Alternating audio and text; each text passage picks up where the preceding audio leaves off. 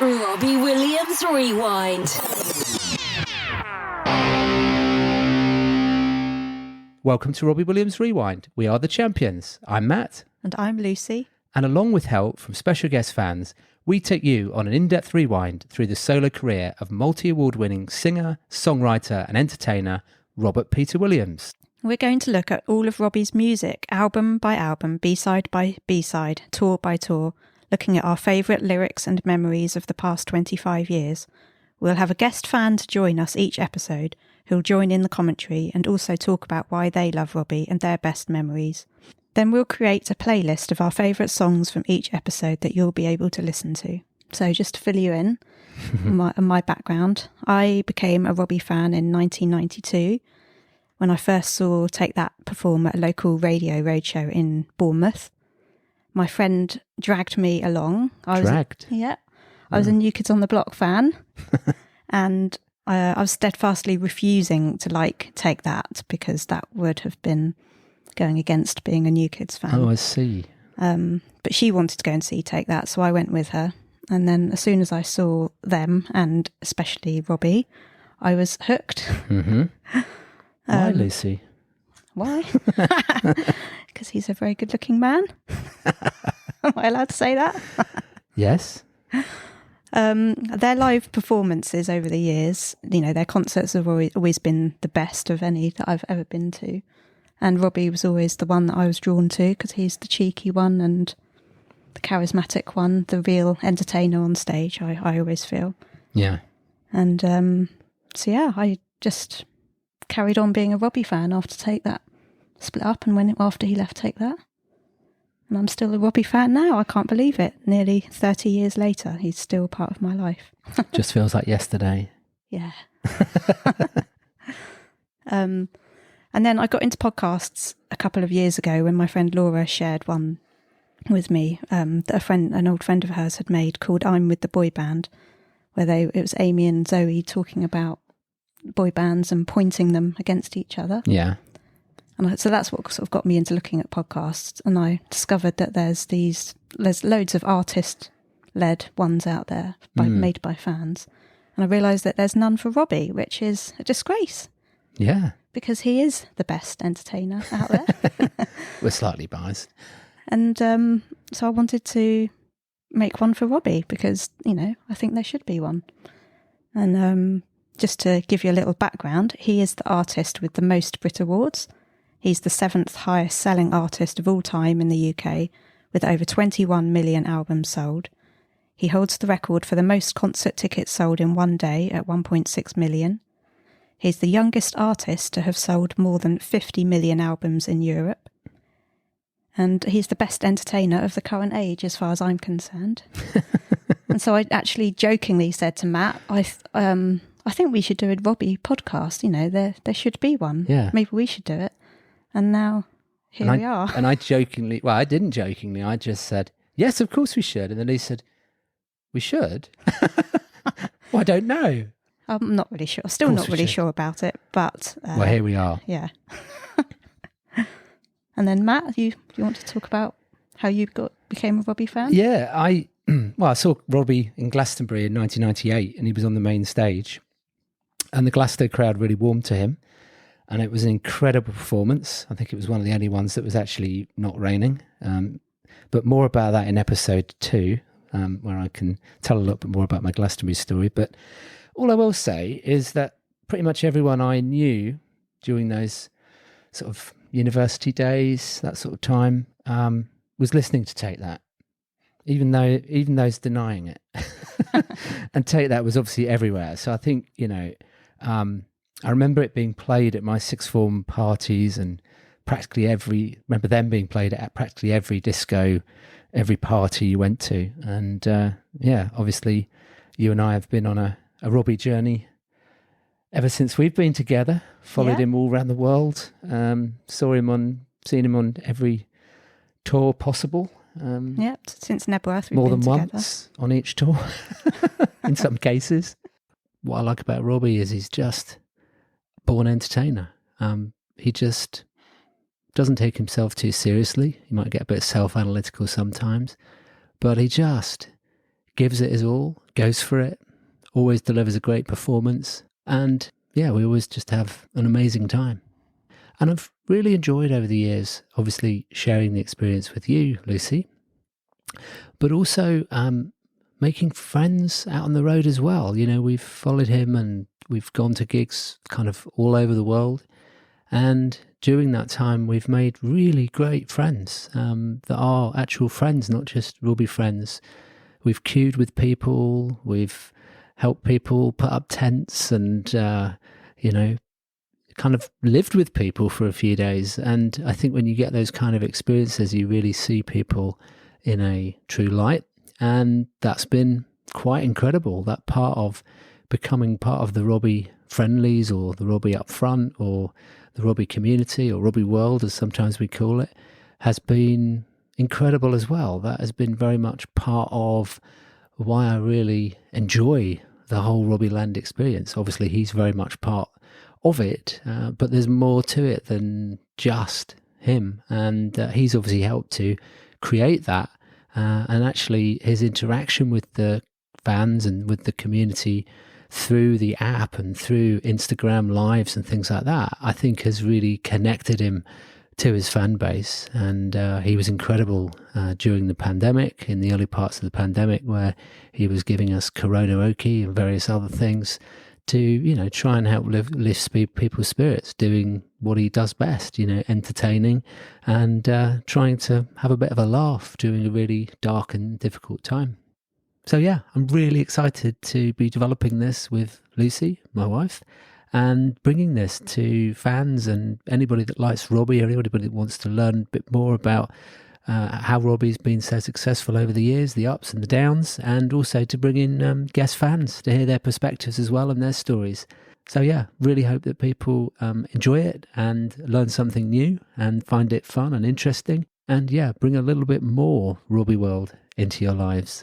Good. You excited, Lucy? Yes. Yeah, good. I am. Yeah. Into our first guest on our first episode. Yeah. It has to be my school friend Natalie, because we used to go and see Take That together in the 90s. And we were New Kids fans together first. I think we actually met because I think it was probably my brother who was in Natalie's class said, you two are both sad. You like New Kids together. You can sit together on the bus and be sad together, or something along those lines. That's exactly right. Well remembered. That's yeah, it was him that said that, words. Wasn't it? Yes. Yeah. That's true. So yeah, Natalie, do you want to say a little about yourself? Yeah, like Lucy says, I've been a Take That fan with her since the early 90s. I was 12, probably almost 13. The first time I ever saw Take That was at Birmingham NEC in 1993. Yes, I was there. I remember that one. Yeah, I seem to remember 6 or 7 of us piling into a Ford Fiesta or a car of that kind of size. I think it was a Fiesta, and yeah. There was driving four all of the us way in the from back. Bournemouth to Birmingham. Yeah. That's right. Yeah. Yeah, I don't know really. Like you say, I don't know where all that time has gone. It's crazy to think I now have a daughter almost the age I was then. Yeah, that's true. And I just think there's nothing like it now, because everything is online and streamed and you will never get that time again. They say the world we grew up in doesn't exist anymore, and it's so true. There'll never be those kind of experiences again, like going to a live concert. We all had our cigarette lighters to light up to all the ballads. The world's changed, hasn't it? You'd never be allowed to do that now, which is a shame in some ways. But yeah, they were good times. Yeah, they were. We've had lots of fun together over the years. And Natalie is also actually a journalist, and she has a blog of her own. Do you want to give a plug to your blog? Yeah, so I'm a freelance journalist and a blogger, and I blog at crummymummy.co.uk, and my handle on social media is Confessions of a Crummy Mummy. The one person I've always wanted to interview in my career has been Robbie, and the chance hasn't happened yet, but I'm convinced it will at some point.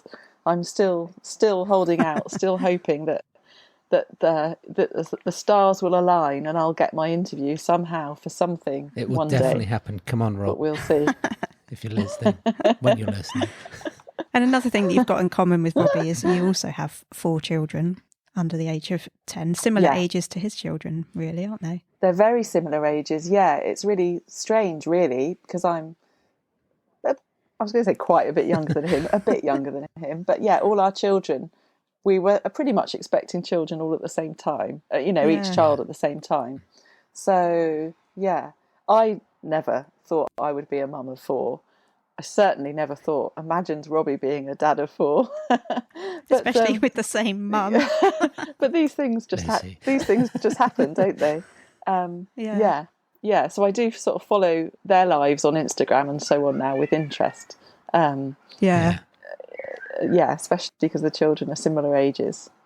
Although I imagine their life is a lot different to mine. Yeah, definitely. I'm afraid I didn't have much sympathy during lockdown and all their pictures from Switzerland or wherever they were. And when I was tearing my hair out homeschooling in a 2-bedroom flat. No, I don't think anyone had much sympathy at that point. No. So what's your favourite album or favourite song? So my favourite album is probably a little, it's not mainstream and it's probably a little off-piece, but my favourite album is Swing When You're Winning, because at the time that was released and in the sort of years just afterwards, I was working in Tenerife in a bar, and I was actually in Tenerife reading the news on an English-speaking radio station. But to sort of supplement my income, I worked in a bar. And when everyone had gone at the end of the night, which was 1 or 2 in the morning, and we were clearing up the bar and making everything ready for the next day, I put that album on. And I have good memories of that, listening to that. Yeah. And then there's a sort of a secret track at the end that I would always forget about, and it would make me jump, and it would be 2 in the morning, I'd be the only one there cashing up, and then suddenly this voice would come on and it would make me jump. But yeah, that's my favourite album, I think. And it's very sort of chilled and relaxing and a very chilled out album, I think. Yeah. Do you have a favourite song? There are too many to choose. Tough question, that. Because I don't need to choose. My favourite songs overall, probably, I don't know, again, this is probably not very mainstream, but Me and My Monkey. I love that song. Yeah, so do I. And The Road to Mandalay. But they're both from Sing When You're Winning, aren't they? Road to Mandalay is Sing When You're Winning, and Me and My Monkey is Escapology. Yeah, so there you are. Not off that album, but those would be my favourite songs overall, I think. Yeah. So as a journalist yourself, if you could ask him one question, what do you think you'd ask? So as a journalist, but also as a mum of 4, I'm really quite interested in Robbie Williams, the dad, and what sort of dad he is. Because we don't really know, or I don't feel I really know much. We don't see much about that, and I don't really know much about that. So probably my question would be, if one of his children were to follow in his footsteps, what advice would he give them? Yeah. So sort of what would he tell his 16-year-old self when he joined Take That? Yeah, I can imagine he's going to actually have to give that advice from what I've seen of Teddy. I would say do you think so? I think she's going to end up in show business. Yeah, the snippets that you see on Insta and on the socials of her dancing and singing, and she's already performing. He always says that she came out with jazz hands. Yeah. Well, they always say the apple never doesn't fall far from the tree, don't they? So yeah. But I think I'd quite like to know more about him as a dad. Really, I'd be quite interested to ask him about that. Yeah, that would be a good interview. Let's see if we can make that happen one day for Natalie. Hopefully. He can come on my blog, and we will have a special guest interview. So, we'll move on to looking at Robbie's career. Yeah, we won't touch on the Take That stuff too much. We all know that's the Take That story. No, this is a Robbie podcast, okay, so we're going to stick to Robbie as much as possible. Although we will be doing Progress at one point. There'll be occasional mentions of Take That. Yeah. Yes. So when he left Take That, he left on the 17th of July 1995. It was the front cover of The Sun on the 18th of July saying, "I quit Take That." I personally was more gutted about Robbie leaving Take That than I was about Take That splitting up. Yes. How did you feel, Natalie? I had to have a day off school. Oh, The day that he left Take That. That's true, I did. And all of the newspaper coverage and the front page of The Sun that you talked about, I kept. I cut out and kept them. And I've still got them to this day. Yeah. Yeah. It was awful. yeah. I probably cried for about a full day. Yeah, I probably did. Well, it didn't help for me that I'd just been dumped by my ex-boyfriend.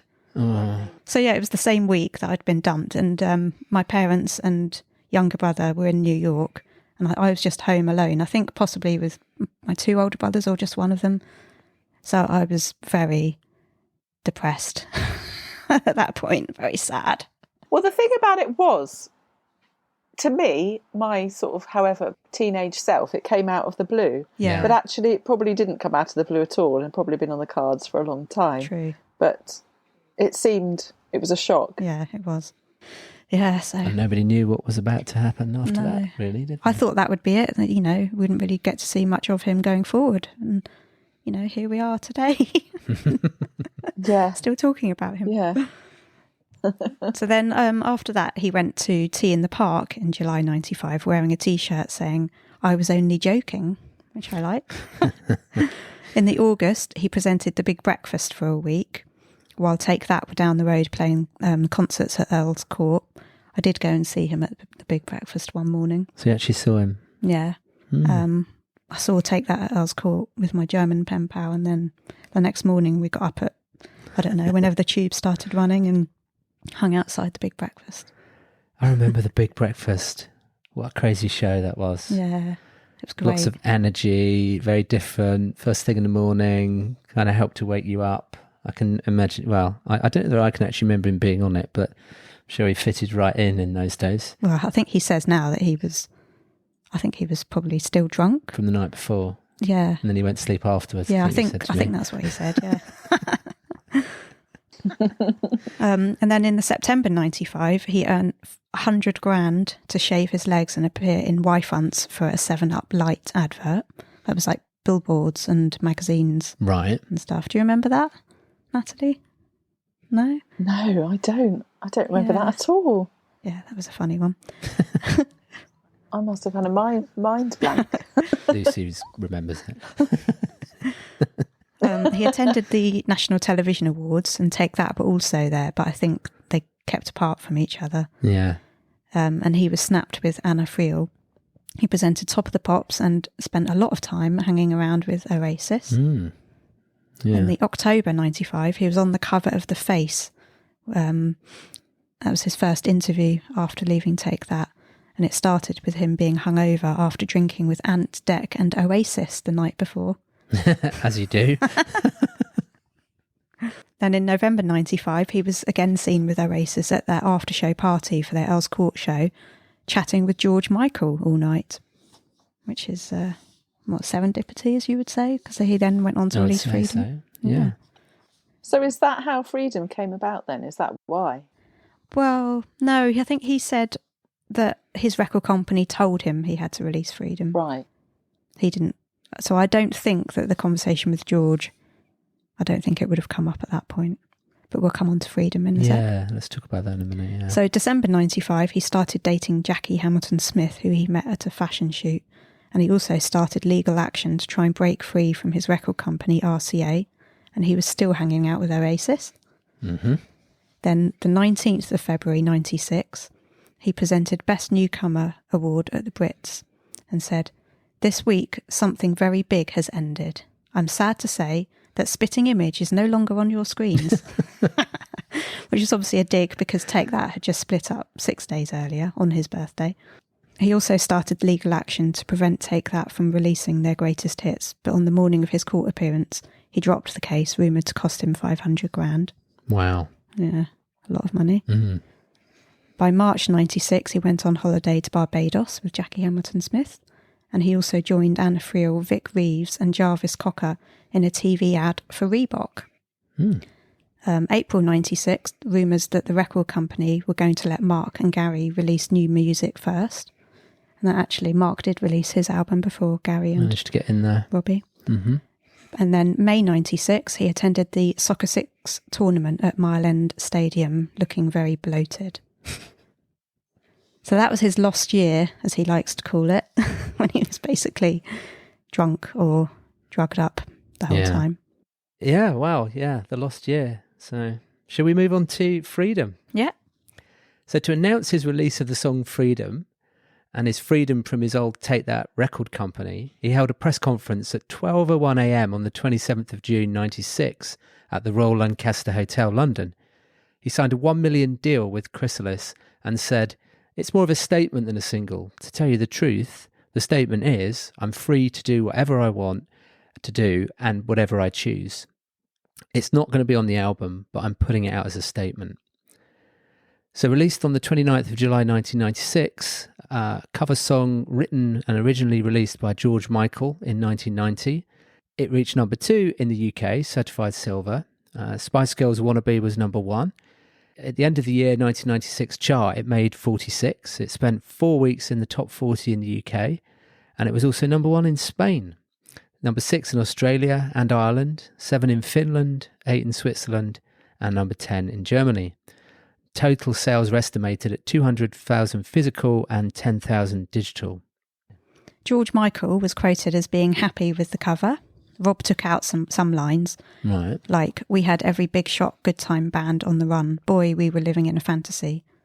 And he also changed "just a buddy and me" to "just my buddies and me." In his autobiography Feel, Robbie said he released it because the record company told him to, and he did it to get them off his back for a bit, after a year of doing nothing after leaving Take That.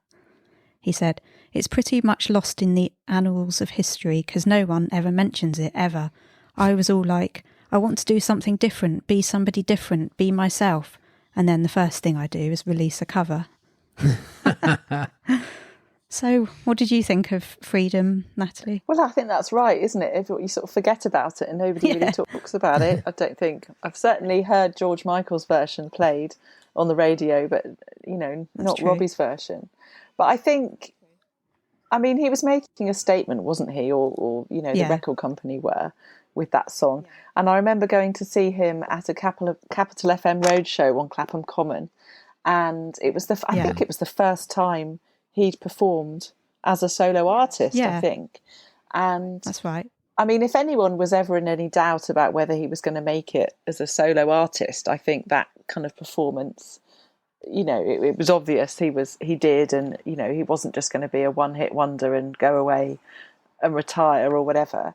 I mean, I remember it was a blazing hot day, and it was just like a Take That concert, really. I remember them, you were sort of shoulder to shoulder and cheek to cheek with other fans, and they were passing out water bottles because people were flaking out all over the place.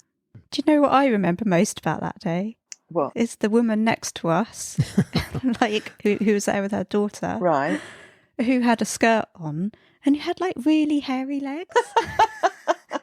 That's Lucy's defining memory. Literally, that image is like stuck in my head, and is all I can really remember of that day. I just remember how hot it was, and it might as well have been a Take That concert in terms of the fans and the kind of the craziness going on.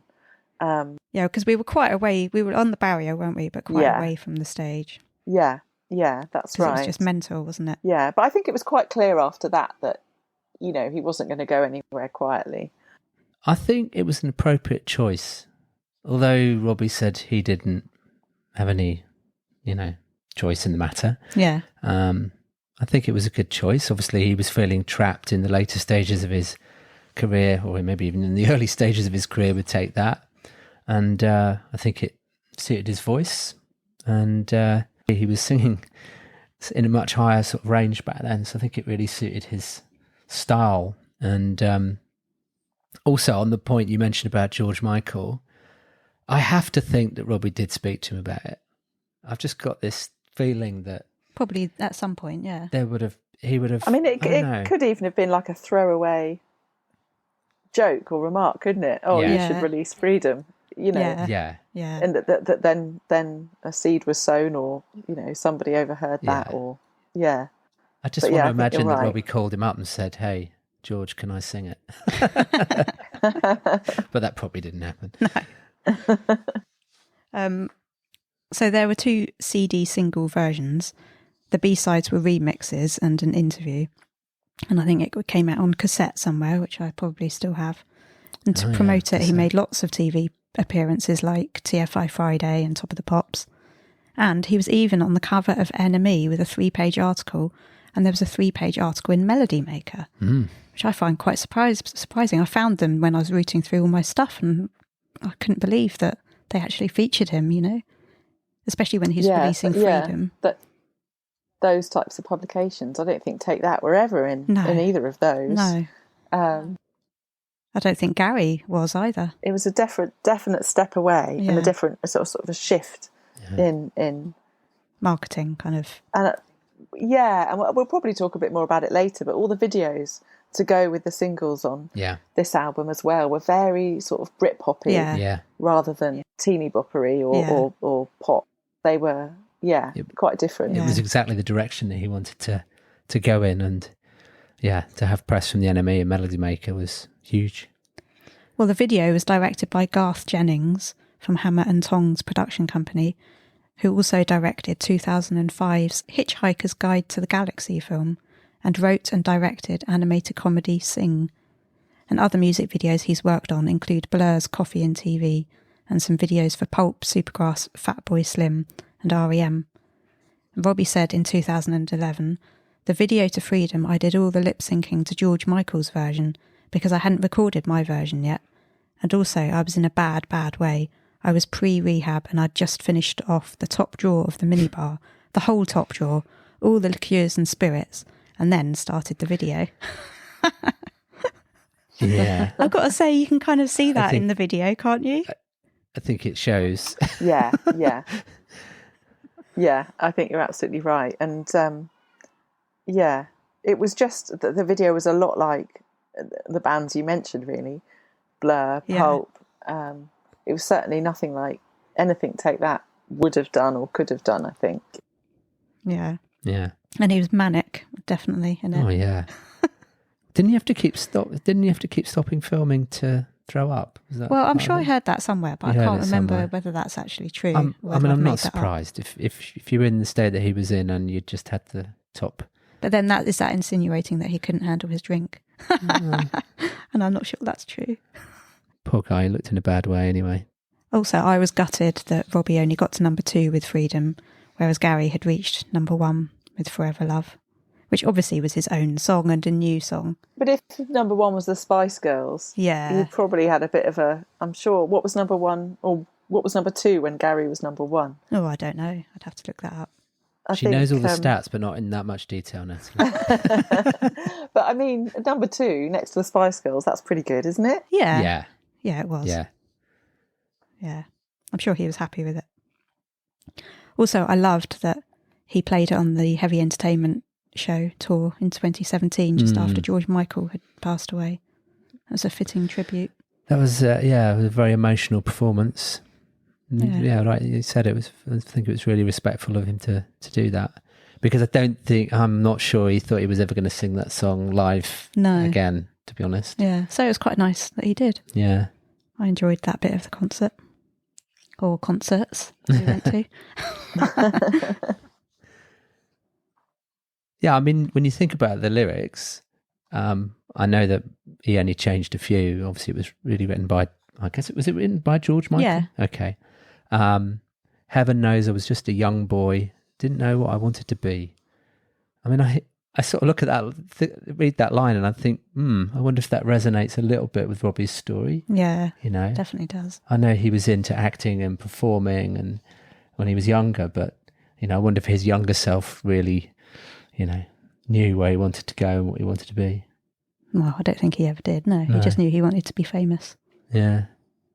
And I've got to have some faith in myself. It's the one good thing that I've got. Yeah. And it kind of was at that time. He had the faith in himself that he could do it, but nothing to back that up at that point. Apart from cocaine. Yeah. She talks about.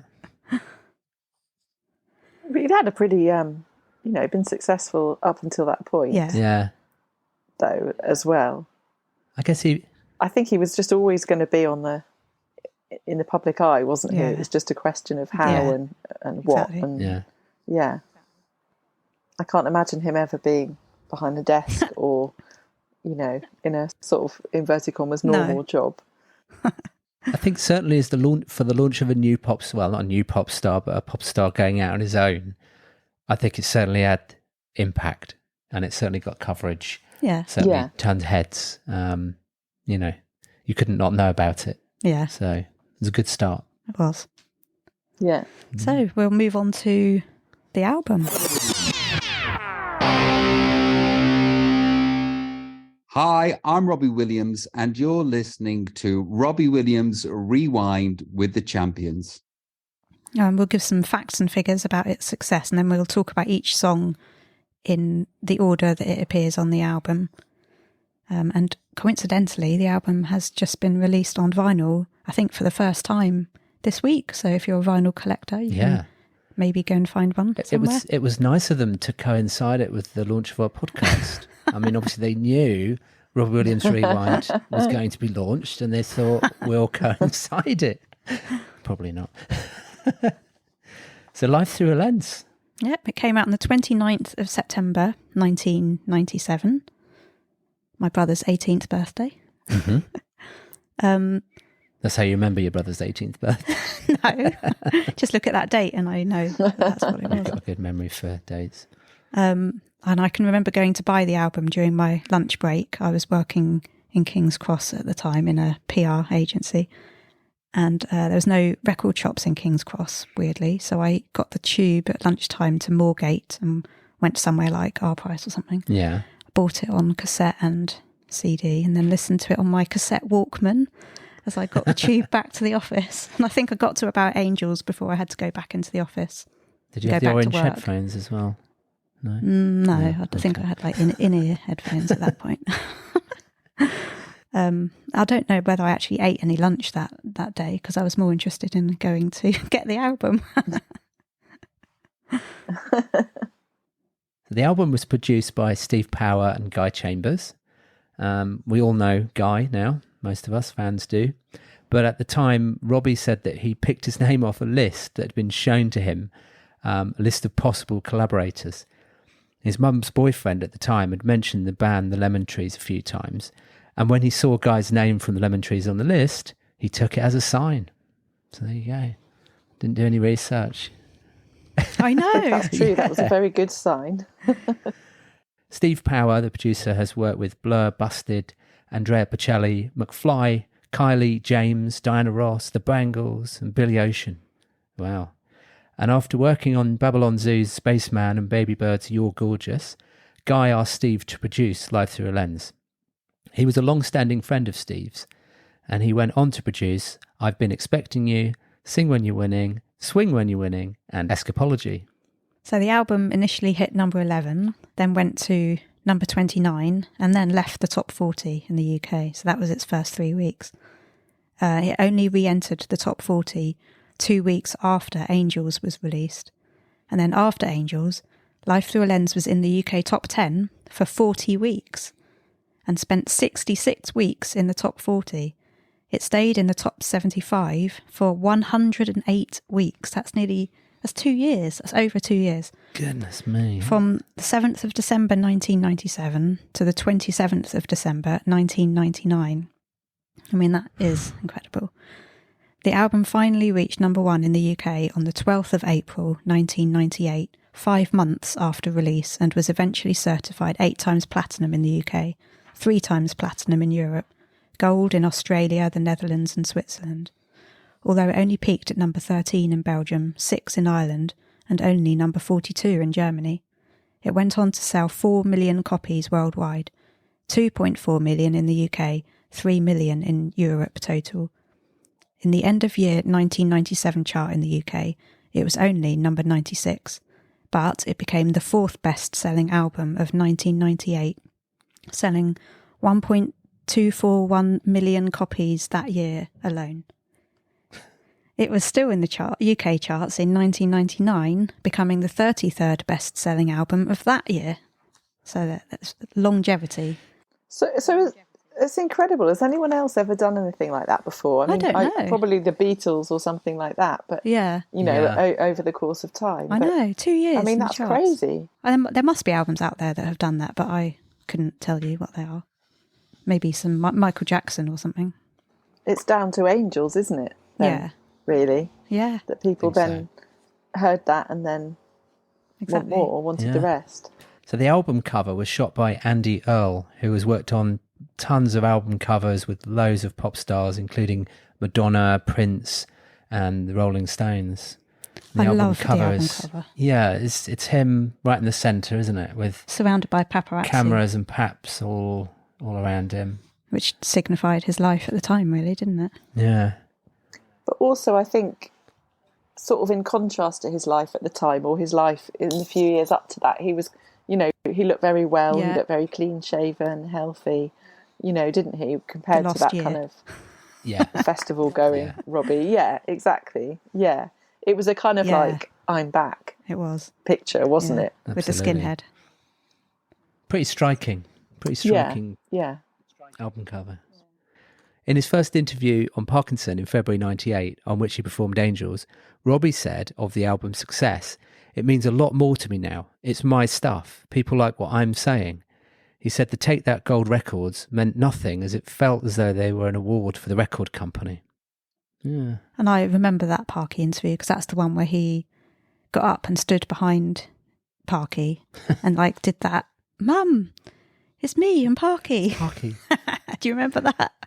That is typical Rob, isn't it? Yeah. I do, yes. Yeah. So he made his mark on that because the album, obviously, that was around the sort of time that the album started to go up the charts again as well. Well, that was the number one prime time interview show to be on, wasn't it? Really? Yeah. I mean, we didn't have as much choice back then.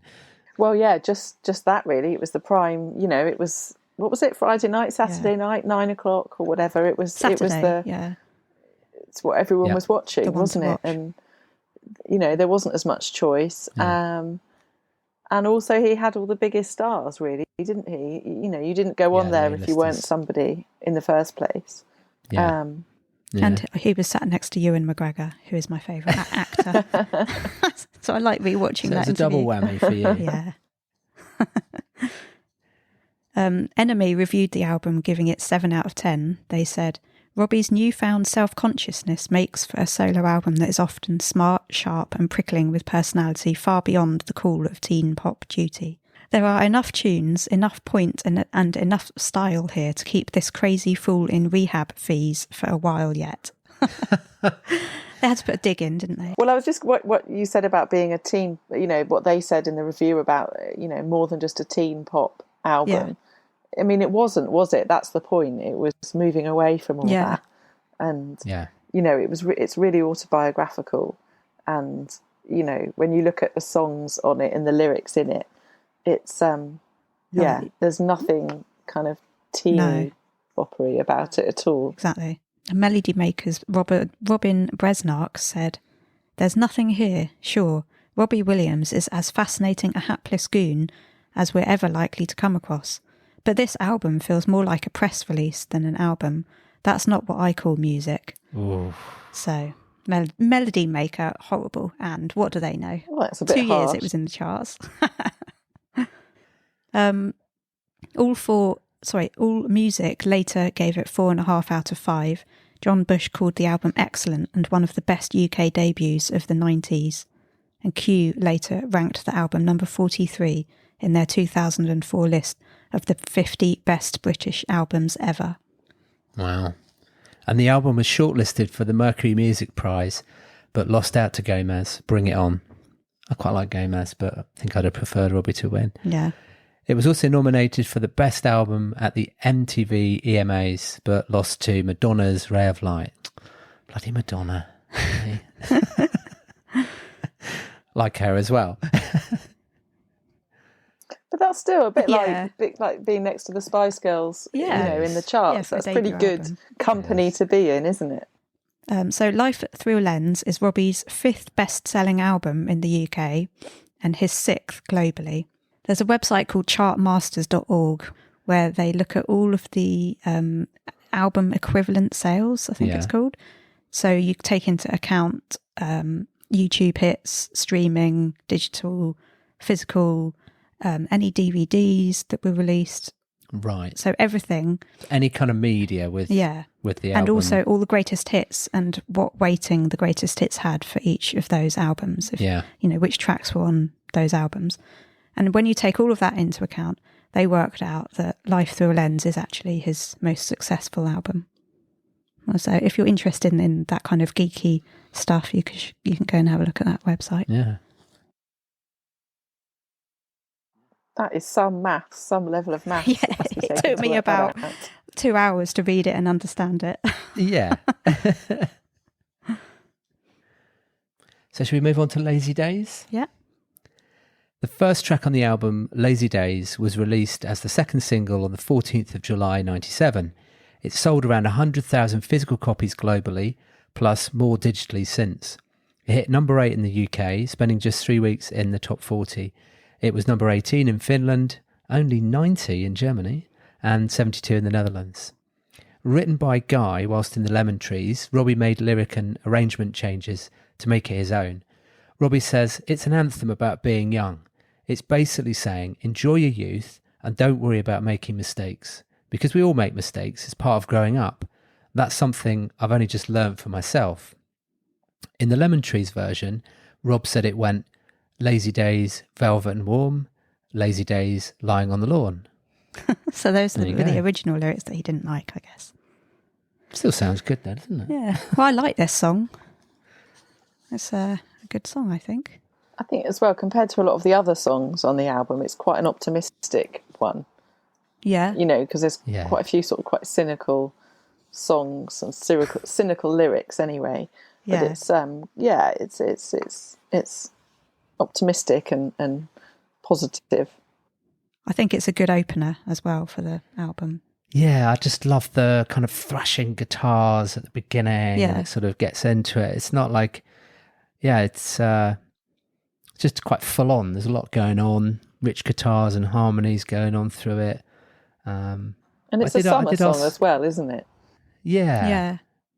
It was released in the summer as well. It always makes me think of summer, yeah. Yeah. But is it about lazy days or is it about having a jolly good time or is it about doing both? Can you do both? I think you probably can. Yeah. I like the world can change in a second, so I find the sunshine beckons me to open up the gate and dream. And dream, which is a summer song. And it makes me think of being like in a field, like a summer's day, and all the bees and the flies buzzing and being hot and maybe laying on your back and looking at the sky. That's just kind of the feel I always get from that song. And what we're searching for is to have a jolly good time. And he certainly was doing that at that time, wasn't he? Yes, definitely was. Also, when he sings the yeah bits at the end, it always reminds me of Hey Jude. And when he sung the Beatles medley. Yes. That hark back to those days, yeah. I hadn't thought about that before, but that's true, yeah. There were 2 CD singles. The B-sides were She Makes Me High and Every Time We Say Goodbye on one, and Teenage Millionaire and Falling in Bed Again on the other. We'll talk about those in episode 2. Yes. The CD cover shows Robbie lying on a bench by the sea wearing a fur coat, and in tiny writing it says, Real sea, fake fur, which I only noticed recently. Well, on the fur coat or on the sort of album near the fur coat? Just on the, no, not on the fur coat, on the, like they've, put that on to make people know that he's not wearing a real fur coat. Real sea, fake fur. The video was directed by Thomas Q. Napper and shot on Robbie's day release from rehab. It saw him on the road to recovery. In his words, it is a bonkers video, because that's how my head was at the time, I think. I was still in rehab 3 weeks after the video was shot. Then when the video came, I think for me to get in touch with my anger, they wouldn't allow me to watch the video.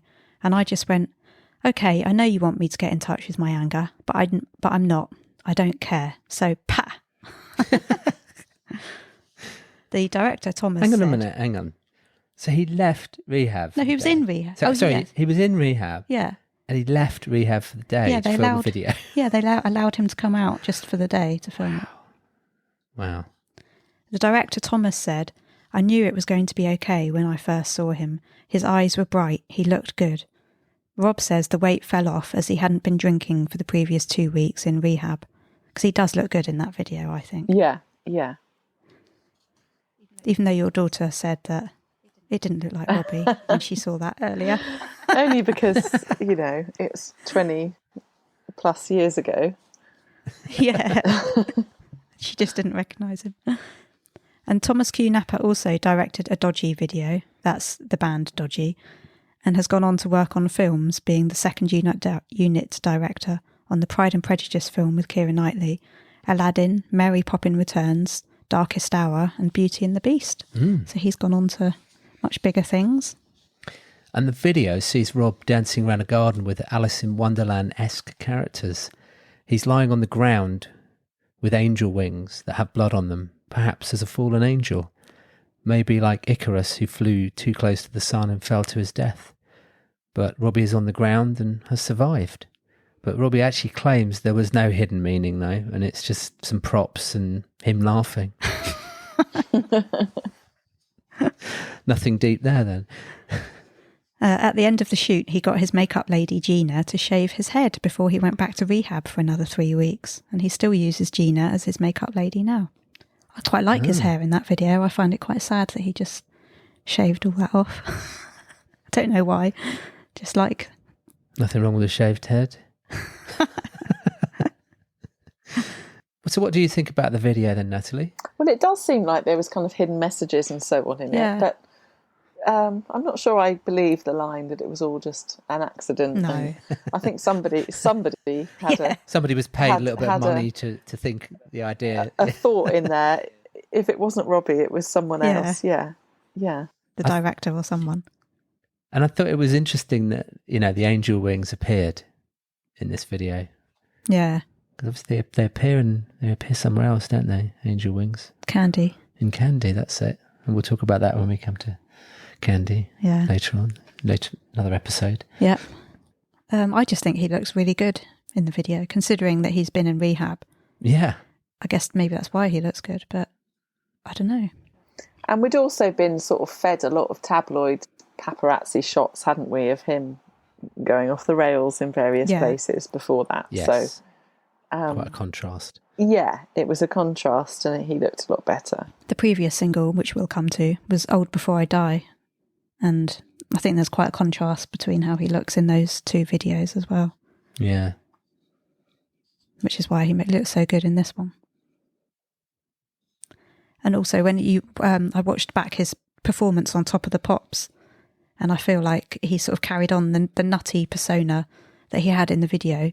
He carried that into his Top of the Pops performance. He was a bit nutty on that. Yeah. But part of me thinks that was kind of a bit of a front and his way of a bit of an act. Oh, it was, wasn't it? To hide behind. Because he was nervous, probably. He does enjoy having a character to play there, doesn't he? A persona. He's always enjoyed taking on a bit of a character or a persona. I think, like you say, I think it gives him a bit of comfort to be playing somebody else. Yeah. So he did actually most recently sing it in 2012 at the O2 and the ballroom shows, the pub, which is just before Take the Crown came out. Mm-hmm.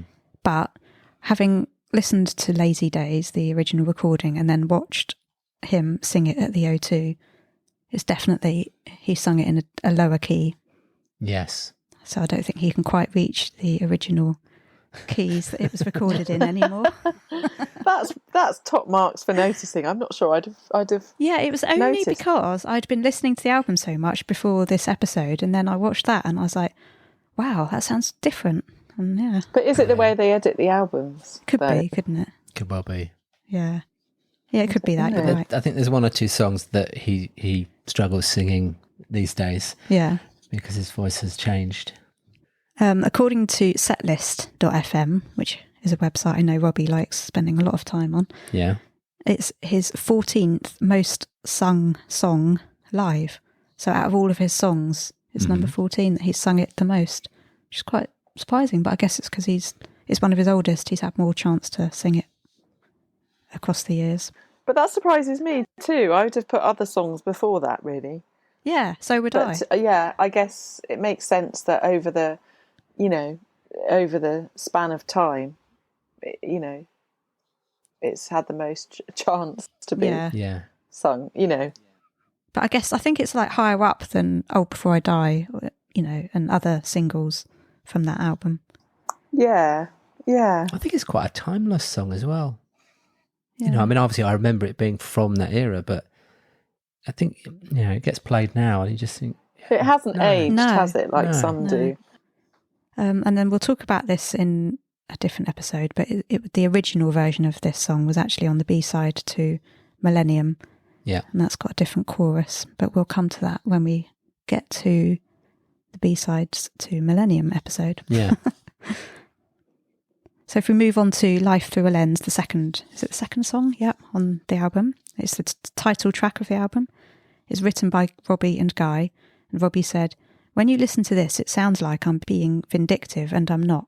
It's about society, girls. I hope they could see the funny side. The song itself is a pretty voyeuristic view of the lifestyle that I've led for the past couple of years, where it's pretty false, very fake. Fur coat, no knickers, nice car, no food in the fridge, quite a cynical view of the people that I've been hanging around with. I've got a song out of them, if nothing else." I love that quote.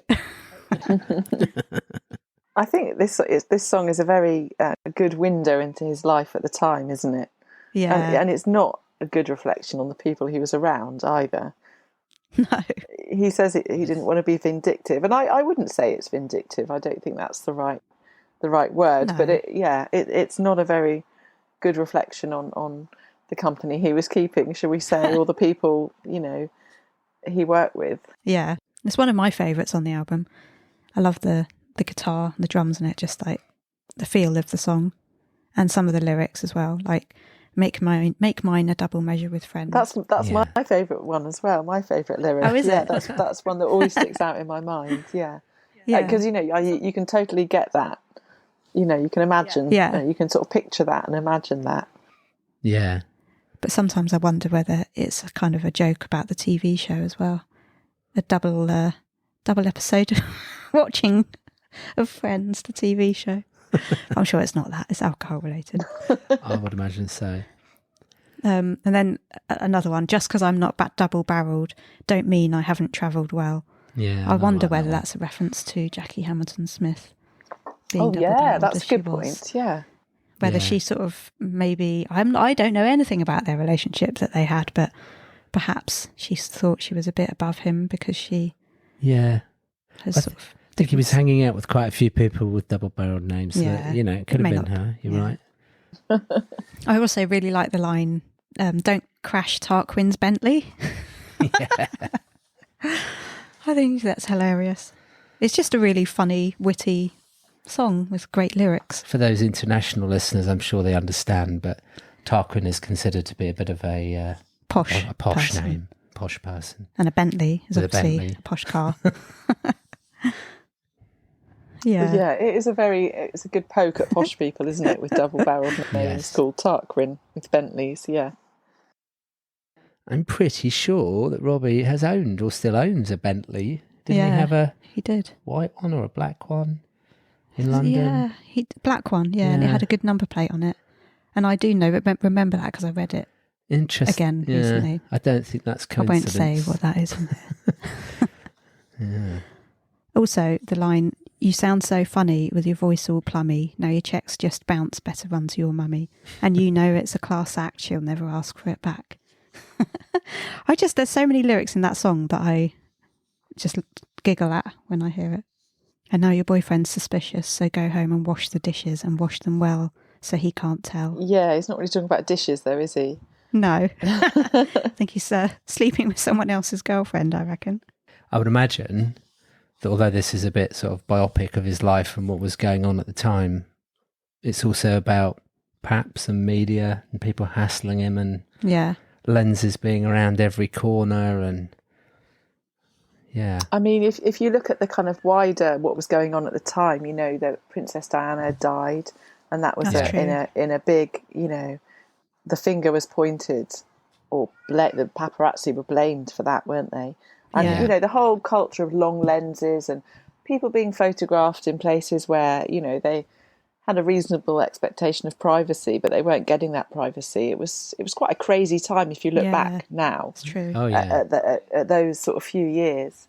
It was awful, really, when you think, you know, the way celebrities, you know, Robbie, Princess Diana, whoever it was, were hounded really by the press. Yeah. Back then, it seemed to be the only way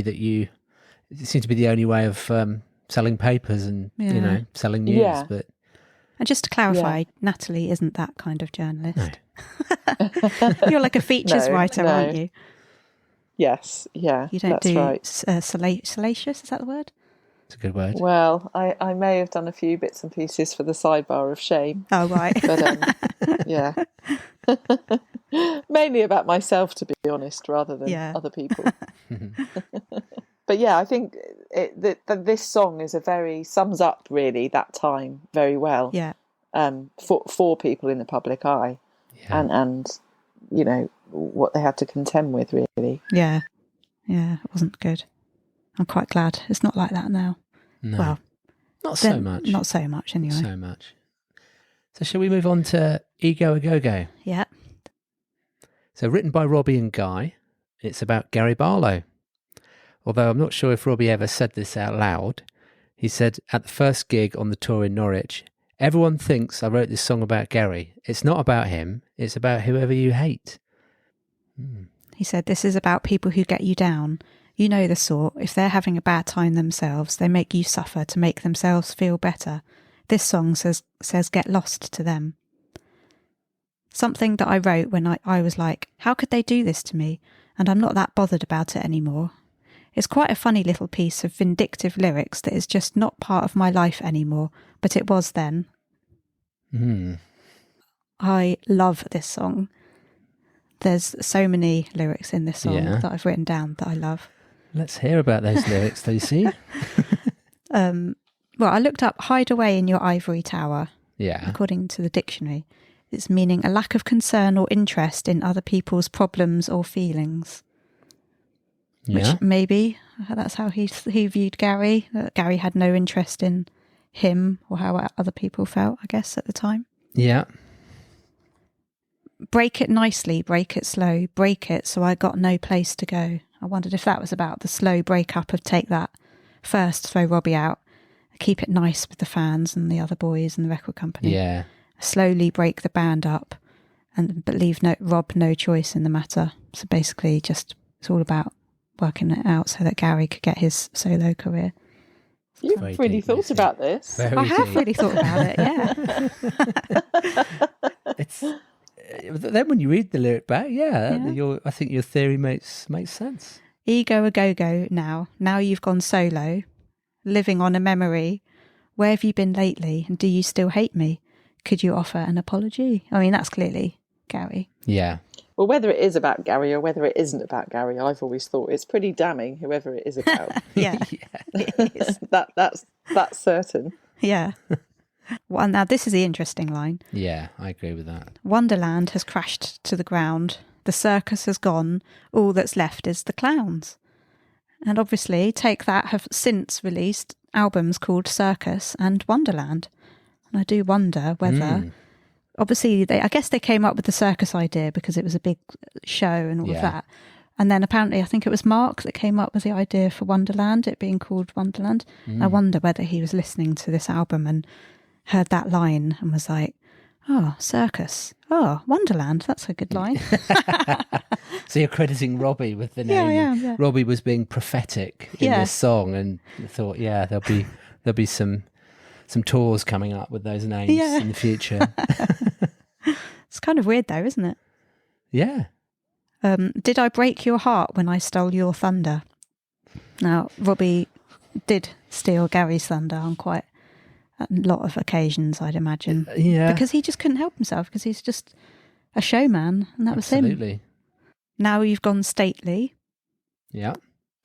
Gary essentially bought a stately home in Frodsham when he after Take That. I mean, it isn't a stately home, but I think now he's moved out and it's like a posh big hotel where you can have weddings and stuff.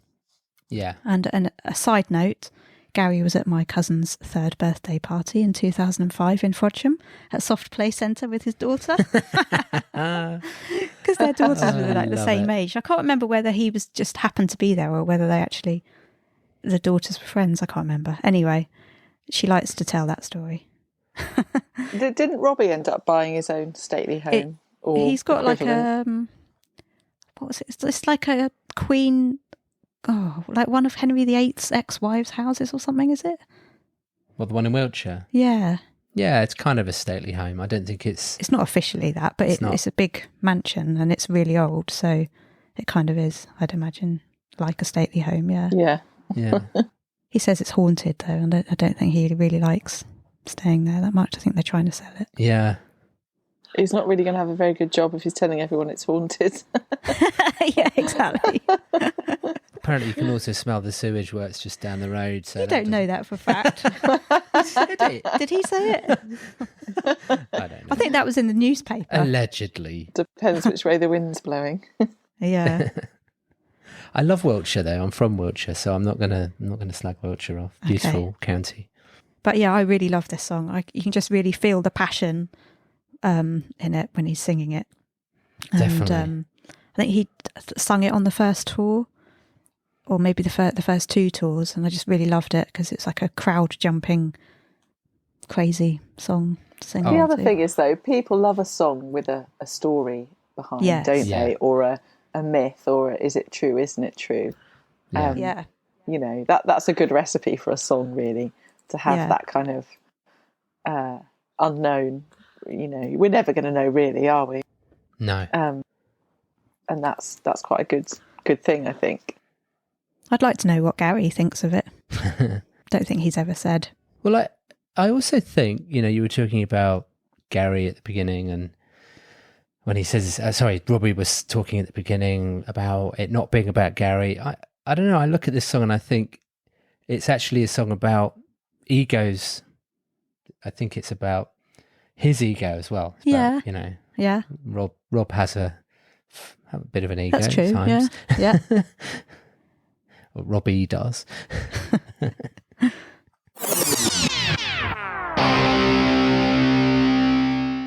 Hi, I'm Robbie Williams, and you're listening to Robbie Williams Rewind with the Champions. So I think we have to move on to the biggest song, Angels. So Angels was released as the 4th single off the album on the 1st of December 1997. It spent its first 12 weeks in the top 10 in the UK and peaked at number 4 in its 11th week on the 21st of February, after Robbie's Brits performance with Tom Jones on the 9th of February, and he appeared on Parkinson singing it later that week too. So I think those 2 big TV moments helped it reach number 4. Oh, yeah. Even though everyone thinks it was a number 1, but it obviously wasn't. Yeah. Which is a shame. And it has re-entered the top 100 another 9 times, most recently in 2004 for Robbie's 40th birthday, when the fans tried to get it to number 1. We didn't do very well. I think it got to like number 98 or something. We tried.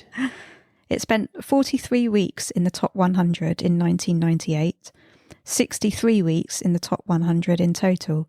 It was number 38 in the year-end UK 1997 chart and number 25 in 1998. It also reached 2 in Ireland, 4 in Switzerland, 6 in Belgium, 7 in France, 9 in Germany, 2 in Austria and Italy, and number 40 in Australia. It even reached number 53 in the US Billboard chart. And Angels has 1.8 million combined sales in the UK, which means physical, digital and streaming, as of April 21, which makes it certified 3 times platinum. It surpassed the 1 million mark in June 2009, and it's Robbie's most streamed track with over 10.6 million audio and video plays worldwide, also making it among the 10 most successful songs of 1997, and it went gold in Belgium, Denmark, France and Italy. Robbie said it was about his fascination with the paranormal. I believed that stuff when I wrote Angels. That's why I wrote Angels. Angels isn't about anybody. It's about the thoughts that loved ones have passed on, come back and take care of you. Apparently there's also a Spanish version and Jessica Simpson covered it. But I believe she didn't mention it was a cover when she first played it to a record company. I have read some comments online from like on YouTube or something where some people are saying, oh, Jessica Simpson sings it better. But that's rubbish. No. I mean, I agree. So there were 2 CD singles, one with some postcards and the song Karaoke Overkill, Get the Joke and Angels Acoustic. And the other CD had Back for Good Live and Walk This Sleigh. And we'll talk about them in episode 2. Yeah. To promote the song, Robbie appeared at the Concert of Hope alongside Gary. And they were pictured together. Robbie kind of went up and licked Gary's ear while he was being interviewed, as you do. An ear lick. Nice. It was a concert raising funds for Princess Diana's charities following her death a few months earlier. He also sang it on TFI Friday, Live and Kicking, The Lottery, Top of the Pops, as well as Parkinson. On his first tour, he played it in the middle of his set, and that's the same on the festival tour in 1999, which seems weird now. And the only times he hasn't sung it at a gig were at the Royal Albert Hall Swing When You're Winning concert and the Under the Radar concert in 2019. Other than that, it's always been part of his encore, if not the final song. I was just going to say, I think you'd be pretty disappointed if you went to see Robbie live and you didn't see him sing that. Most people would. Yeah, it is absolutely expected. Yeah. But at the Under the Radar concert, he warned everyone in advance that he wouldn't be singing it and said at the beginning of the concert, I won't be singing Angels, so if you're expecting that, you might want to leave now. And the song was written by Robbie and Guy, but there was also someone called Ray Heffernan involved. Robbie spent Christmas '96 in Dublin and met Ray in the Globe pub. Ray's versions of events go that later that same evening, he invited Rob to his mum's place to hear a song he'd just written. Rob loved it so much, he called Louis Walsh to book a studio for him and recorded his own version the next day. However, Rob says he came up with the lyrics regarding angels and waterfalls, as well as the melody, and that Ray wrote some music to go underneath these. Robbie has said that the chorus initially went, I'm loving angels and angels and angels, oh, oh, whoa, angels. Don't know how the melody of that goes. No, so it's just words. When Rob started writing with Guy, he sung the lyrics and melody he'd come up with for that part of the song. And Guy wrote new music to go under them, as well as the rest of the song. Immediately after writing it, Guy felt sick, so Rob got a taxi back to his flat, asking the taxi driver to play the cassette he had in his hand of it. The taxi driver said, "Number one, that, Robbie." Of course.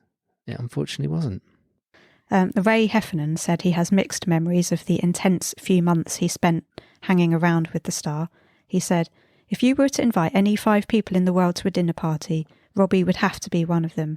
He is the most charming bloke ever. He is quick-witted with a million stories to tell and one-liners that have people melting with laughter. When Ray heard that Robbie was recording the song for his album, he contacted Rob's management and agreed to sign a waiver denouncing any rights to it and accepted a deal for £7,500. In 2011, he said, for a long time I was angry about this, but as you get older you see things differently.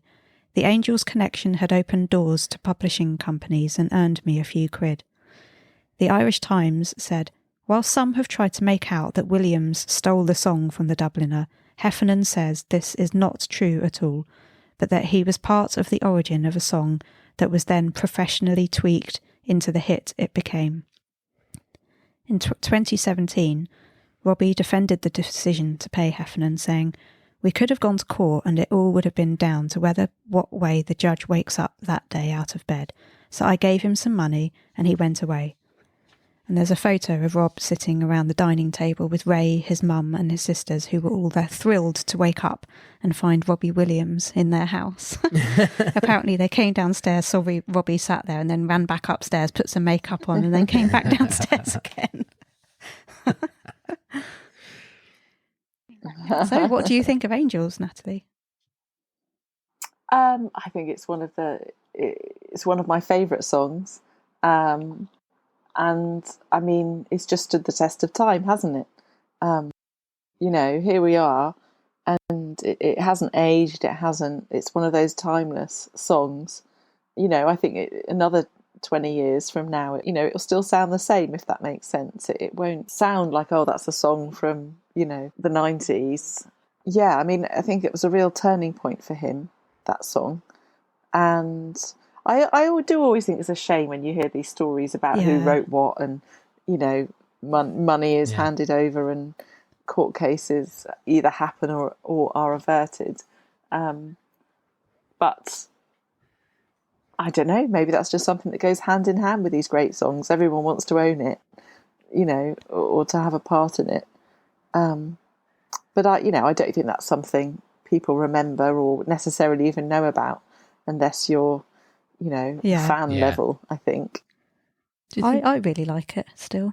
I know some fans are sick of it and they call it angles and would be quite happy for him not to play it again. But personally, I still really like it. I think when you go to lots and lots of Robbie gigs, tours, and you hear it a lot, and it's a beautiful song, don't get me wrong, I love it. Yeah. But I think, sometimes people find it a bit repetitive, I guess. But not everyone goes as many times as we do to the concerts. Whenever I've seen him perform it, I get, when he gets the fans to sing it, I hate that. I want to hear him singing it. I don't want him to turn. Like, particularly that Glastonbury performance, basically the audience sang it, didn't they? Really? But I really like when he gets the audience to sing it. Well, I don't mind it a bit, but I want to hear him reach all the notes and, not the likes of me and... Yeah. But he says it's meant to be like a shared experience, and he's creating an atmosphere and well, it is a shared experience standing there listening to him sing it to you. I think you're right there. I think that's still a shared experience. If you go to a huge stadium gig, you expect to hear angels, you expect to see all the phone lights coming on, you expect to have the experience of it. So I think he knows that it's a song he has to sing, and if you go to if he comes to your country, your city, and you expect that experience. But we do know a few fans who don't really like it so much. Yeah. But it's been absolutely key to his success and to his. Well, without it, we wouldn't be here now. Do you think was it intended to be a Christmas song? Yeah, I think so, because I think isn't there like some sort of bells in it at some point? I mean, to me, it isn't a Christmas song, but it does get played a lot at Christmas or around Christmas, doesn't it? It was released at Christmas time, wasn't it? It was. Yeah, it was. I always think of it as a winter song. Yeah, definitely. The other thing that makes me laugh about Angels is Robbie absolutely hates it when people who don't really know him and his music very well, and they call it Angel. It really winds him up. It's Angels plural, not Angel. He says that people come up to him and go, "Oh, I really love that song Angel of yours," and he's like, "Yeah, I'm a real big fan. I really love Angel." Right, you're not a big fan then.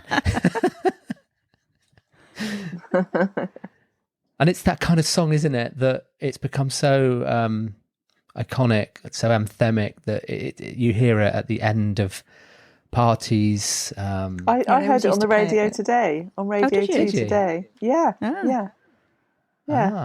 So he does get played in the radio. I never listened to the radio to know. It was on, when people pick the tracks of their years. Oh, right. And it was on that. Oh, well, someone had a good choice. So Angels has won many awards, including being nominated for an Ivor Novello for Best Song Musically and Lyrically in 1998, going on to win an Ivor Novello in 1999 for Most Performed Work.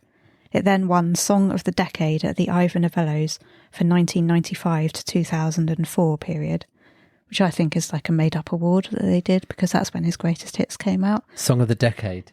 You don't do a Song of the Decade between 1995 to 2004, do you?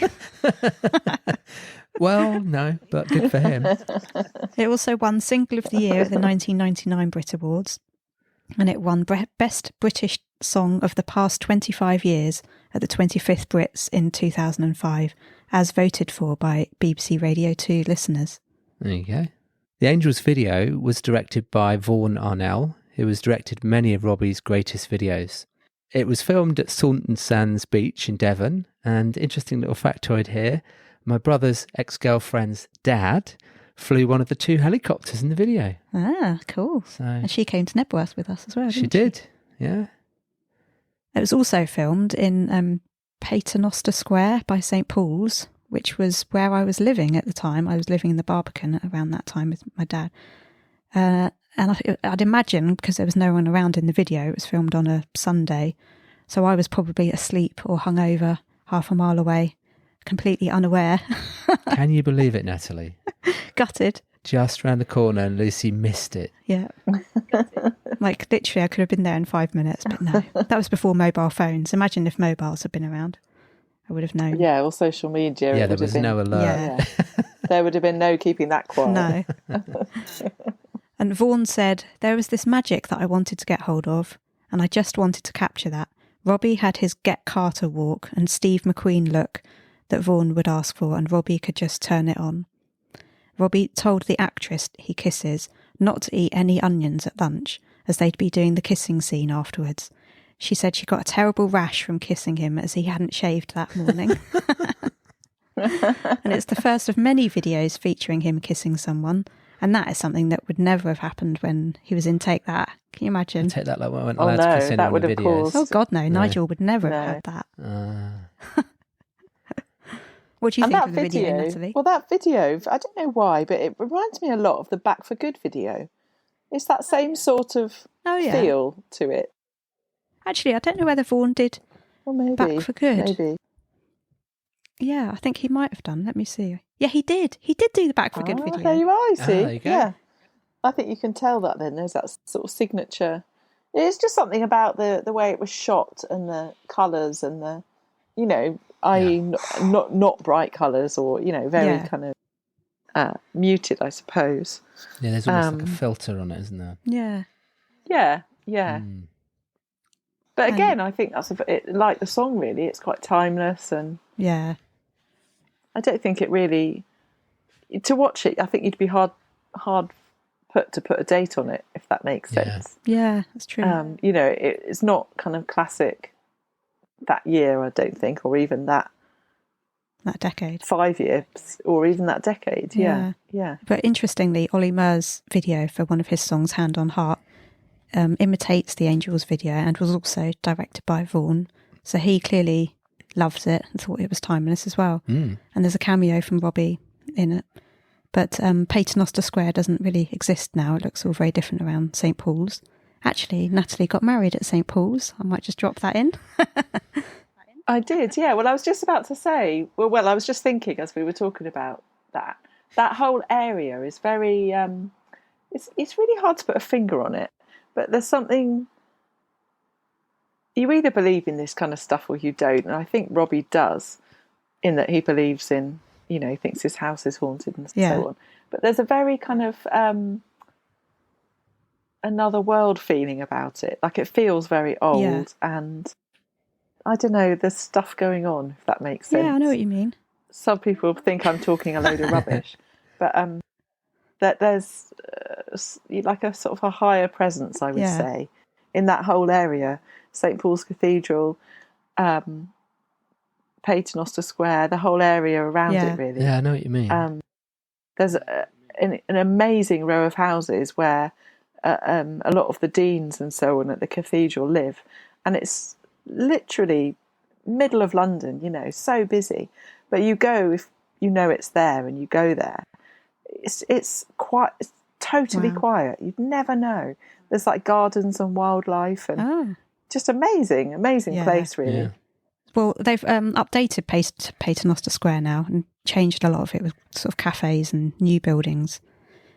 Yeah, so it's where they film First Dates, isn't it? Oh, yeah, that's in right. one of the restaurants there. Is. Yeah. Yeah.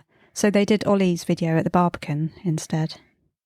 Because, which, I like looking at that, trying to see my old flat. Your dad's old flat. Yeah. And we only rented it, we didn't buy it. Also, Robbie's performance with Ollie of Angels on X Factor, when it was Ollie's final performance in 2009, when Robbie messed up the words and Ollie had to rescue him.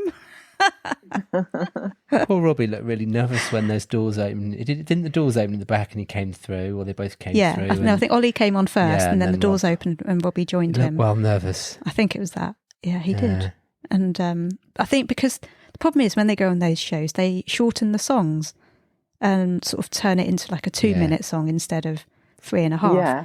And so they cut some bits out, but he'd obviously forgotten which bits they'd agreed to cut out, or wasn't there for the rehearsal, knowing him.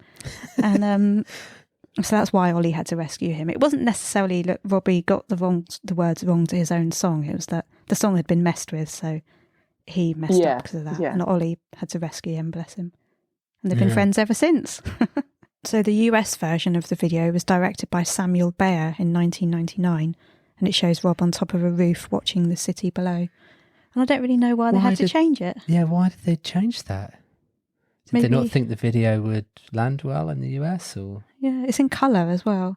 Sometimes I think they do it just for the sake of it, don't they? To have probably a different version. Yeah, it's weird, unnecessary, waste of money. Maybe Saunton Sands and wasn't cosmopolitan enough for the US audience. Yeah, maybe. But my main takeout of Angels, quite often that I think of when I think of Angels, is when me and Natalie met Robbie, which I'm not sure whether we'll come on to now or we'll talk about later. But he basically said, "And what do you think of Angels?" Do you remember that, Natalie? I do, yeah. And you think, knowing what we know now about that song, it's crazy, really. But the album had only come out 3 days before we met him, hadn't it? That's right. And we'd seen him perform it that night. Yeah. That's the first time we'd ever seen it. And, to me, what did I know? I was a 17-year-old Robbie Williams fan. It just seemed a no-brainer that would be the song from the song, really.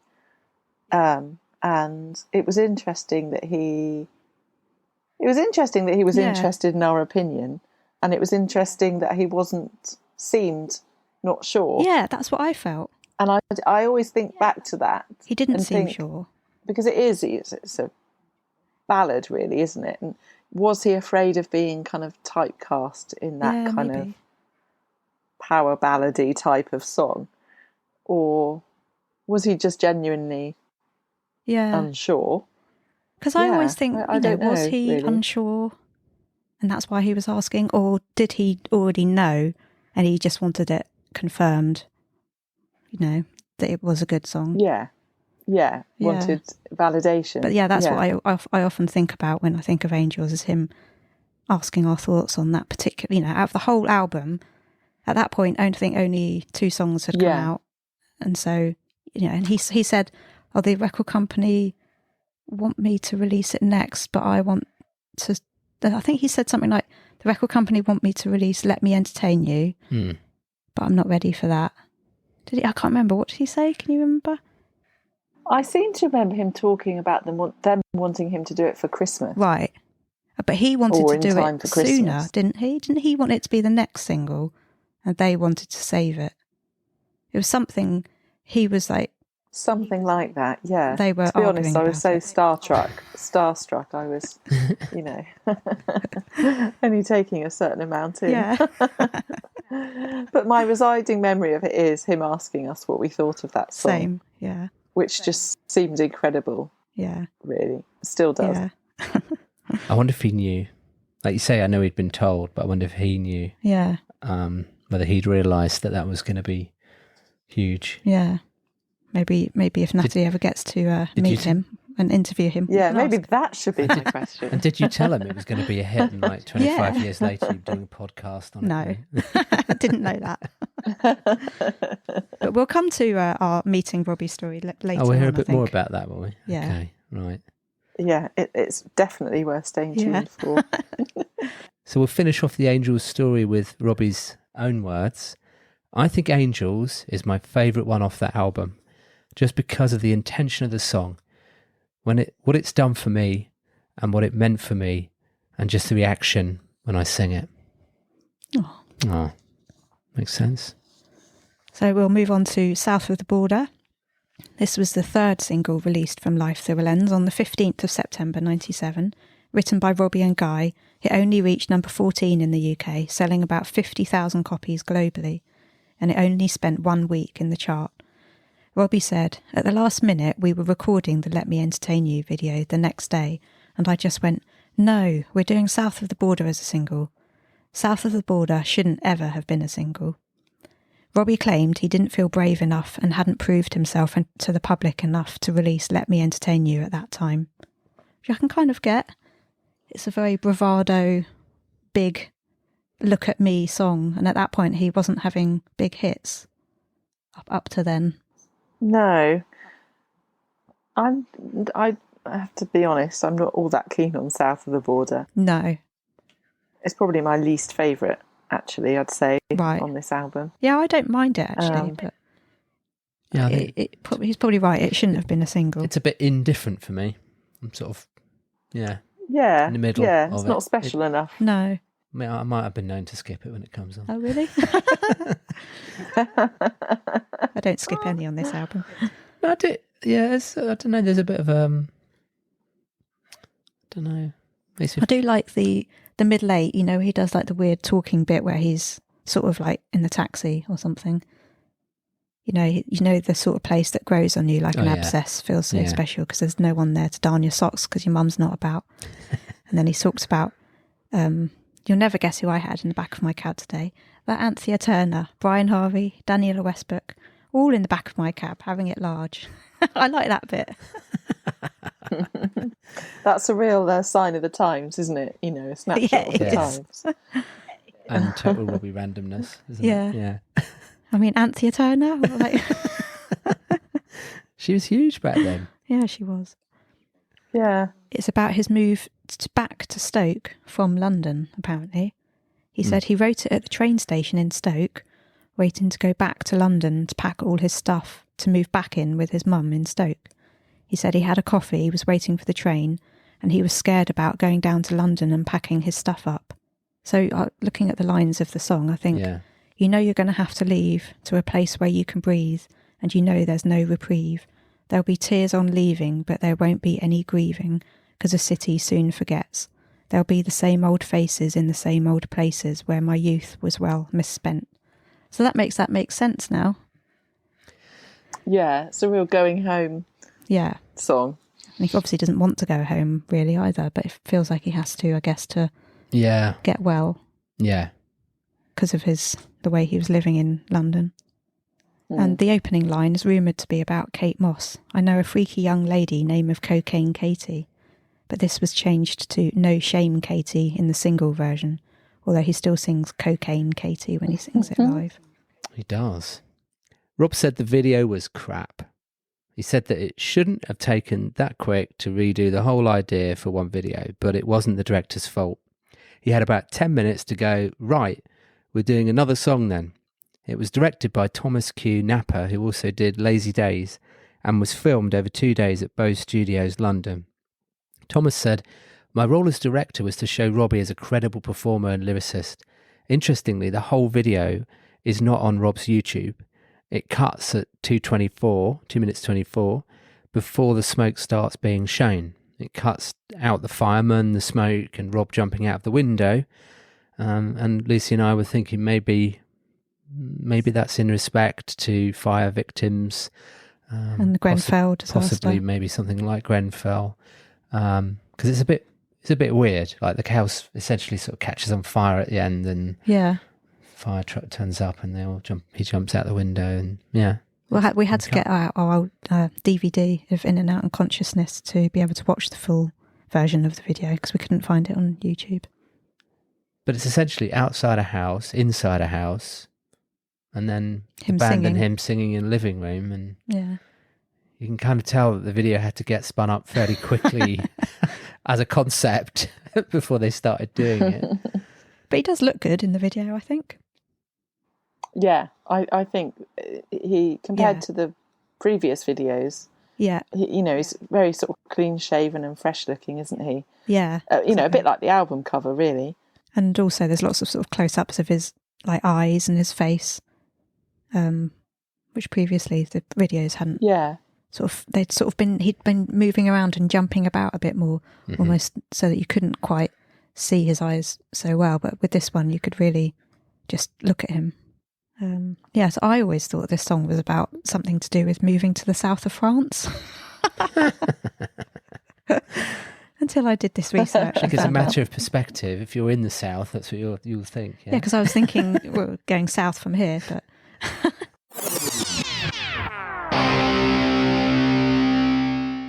Hi, I'm Robbie Williams, and you're listening to Robbie Williams Rewind with the Champions. Let's move on to Old Before I Die, the first single, released after Freedom on the 14th of April 1997. It reached number 2 in the UK and spent 4 weeks in the top 40. R. Kelly, I Believe I Can Fly, was number 1. And it was also number 1 in Spain, number 2 in Hungary, 11 in Ireland, and 37 in Germany. It was certified silver in the UK, meaning 200,000 sales. Written with Eric Bazillion and Desmond Child in Miami in the early days of when the record company tried to find people Rob could write with, Eric Bazillion was a founding member of the band The Hooters. Desmond Child co-wrote Bon Jovi's Living on a Prayer, You Give Love a Bad Name, Bad Medicine, Born to Be My Baby, Aerosmith's Dude Looks Like a Lady, Crazy, Alice Cooper's Poison, Michael Bolton's How Can We Be Lovers, Ricky Martin's Livin' La Vida Loca, She Bangs, Cisco Thong Song, and many more. Wow. I mean, that is a list, isn't it? The record company were clearly putting some money into Robbie, sending him off to write with him. However, Rob said that he fell out with Desmond and fell out with the head of the record company in a roundabout fashion and refused to sing any of the other so-called wrong songs he'd written with Desmond. So yeah, he didn't like what he'd written with Desmond, apart from Old Before I Die. So he played it to Smash Hits magazine at the Smash Hits poll winners party in 1995, while in hosts Anton Deck's dressing room, telling them, "It's the song I've always wanted to make." He said at the time of its release, "It's not going to frighten the kids, and it's not going to be too naff for the adults." So I really like Old Before I Die. Yeah, it's like sort of old rocker kind of. I guess it has got a bit of a Bon Jovi vibe. It's fun, isn't it? And it's upbeat, and it's a good song. It's anthemic. I love it. It's a great song, and it for me it makes a lot of sense. I guess it's better to live a full life and get old before you die. Kind of what we're probably aiming towards. Yeah. So there were 2 CD single versions. Better Days and Average B-side on one, Making Plans for Nigel and Kooks on the other, and he promoted it on TFI Friday, Live and Kicking, and Top of the Pops, among many others. It was nominated for Best Single at the Brits in 98, but All Saints won with Never Ever. I'm sure he didn't mind that at the time. Rob was also nominated for Best Male Solo Artist at the 98 show, but lost out to Finley Cray. Where is he now? Exactly. The video was filmed in February 97, still in a fog of addictions, according to his website. It was directed by David Mould, and he has Aging Rockers as his backing band.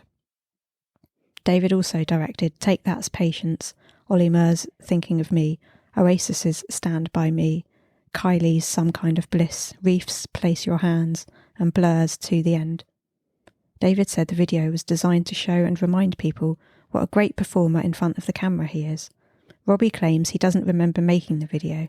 His thoughts on it now are that he was a lot bigger then, in weight, not records. And he called himself a lard arse in that video. Yeah. There you go. I have to say, I don't think he looks very good in that video. Well, it's a very Britpoppy video again. And, that whole big shirt, like oversized collar, that was, popular at the time. And, having the microphone on a stand, and then it's a funny angle, isn't it? The microphone. They're sort of leaning into it. Yeah. No, Liam Gallagher. Yeah, exactly. Because he wanted to be Liam. The old band are there on purpose. The elderly band, there's quite a contrast between him sort of leaping around on the microphone and the old rockers in his band. And there must be like at least 50 Marshall speakers all behind them, all Yeah. stacked up. It's quite visually quite a stunning video, even though it's quite simple. Yeah. I think. I'm just not very keen on the goatee, and Yeah. he looks a bit drunk. Yeah. Yeah. Yeah, It probably I think was. so. Yeah. Yeah. Well, he says he doesn't remember making it, so he obviously was. Yeah. Yeah, Robbie, just go in there and we'll play the song. You just go for it. When he used to sing this live, he always used to say, "I hope I live to receive Channel 5." Yes. Remember that? Yeah. Yeah, I do. You know, it's crazy, isn't it, when you think now, when all the channels we have at the touch of a button Yeah. and all these different, mediums. But Internet and everything. It only took about 10 years to roll out Channel 5. It wasn't long. He's played it as recently as the Hyde Park concert in 2019. And it went down really well, I think, on that day. Do you Oh, remember? yeah. Oh, it was huge at Hyde Park. Yeah. Absolutely massive. Everybody was just really going for it. Yeah.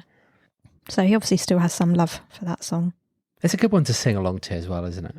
I mean, they all are, but that one in particular, Yeah. I think at Hyde Park, everyone was just singing along. And it's a crowd-pleasing one, isn't it? Yeah. I was just really excited at the time because it was his first song that he'd released as Robbie Williams, Yeah. to have the CD singles and to be able to listen to him singing songs and have those B-sides to listen to. It's just very exciting as a Robbie fan. I probably played them to death. Of course, you don't now. Oh, No. no, I do.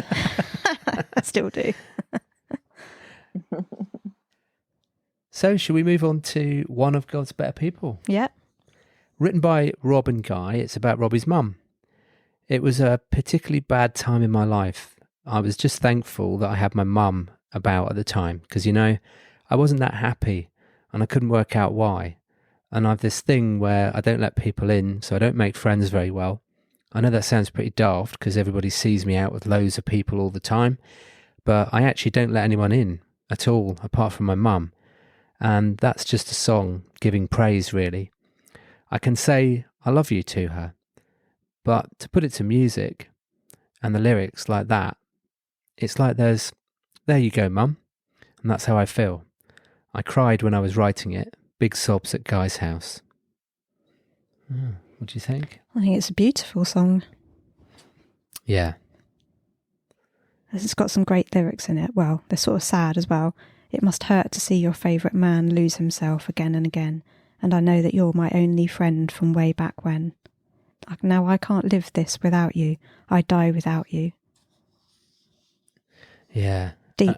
Really deep. And I love this song. I think his vocal is just incredible on it. And I just like the simple acoustic start and the lyrics are great. And it's about his mum. What do you think, Natalie? I think it's not one of his sort of best or most popular songs, but it's deeply personal, isn't it, and really heartfelt. And that comes across. Just a bit like at the front of a book, you have you dedicate a book to someone. It's everyone's got to have a song like that in their portfolio somewhere, haven't they? That a nod to where they came from, and I think it's lovely. He played it on his first 3 tours and closed the set with it on his first arena tour, One More for the Rogue in 1999.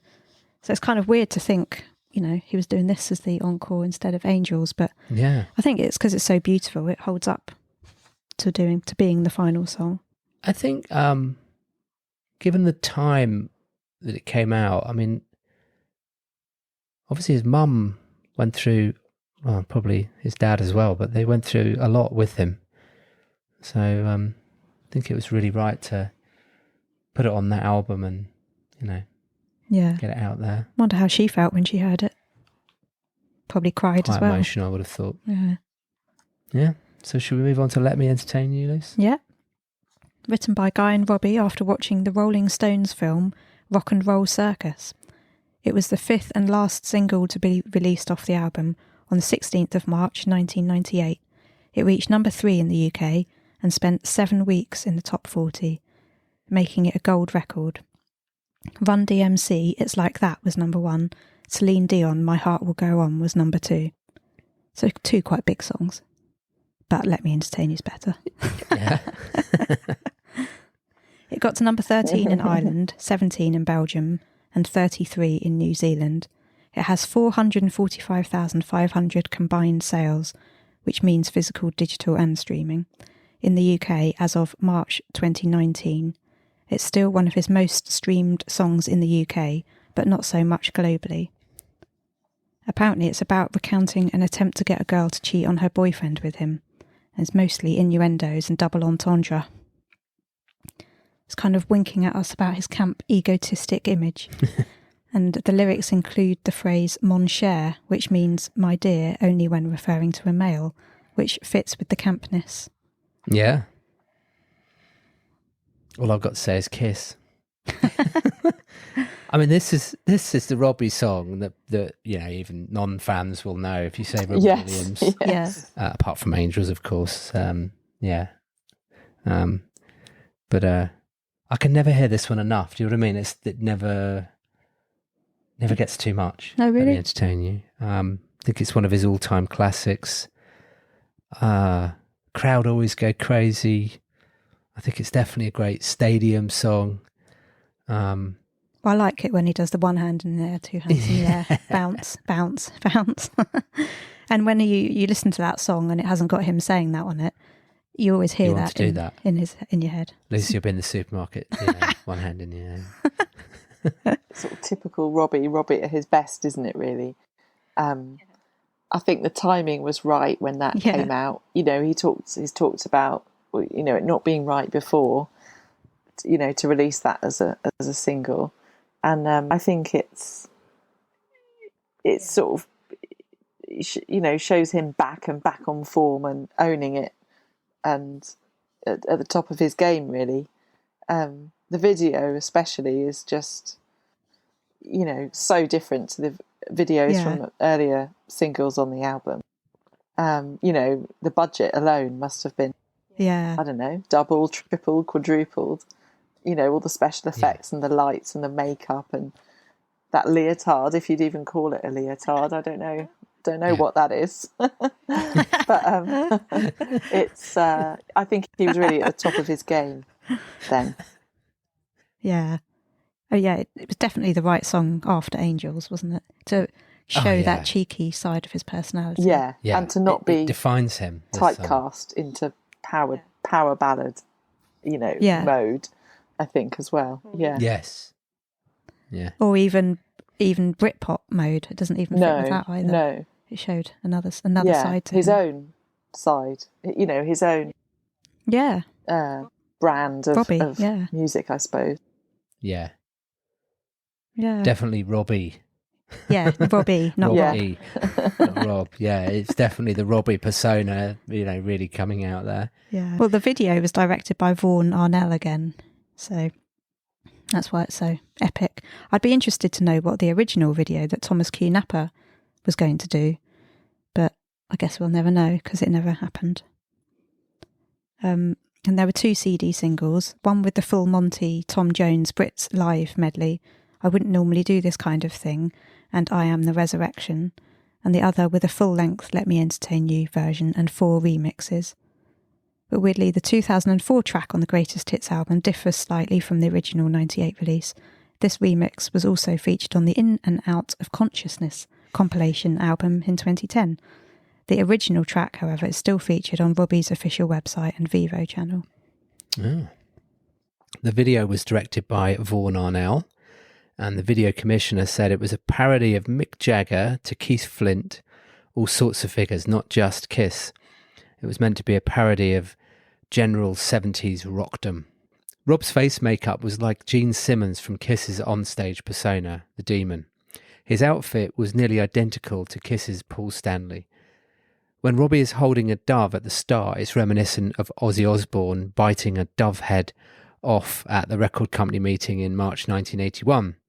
After Gene Simmons filed a lawsuit against Danish band King Diamond for using the makeup design in the 1980s, Rob also had some concerns over Kiss taking legal action, but felt the makeup was necessary to get into character, but no legal action was actually taken.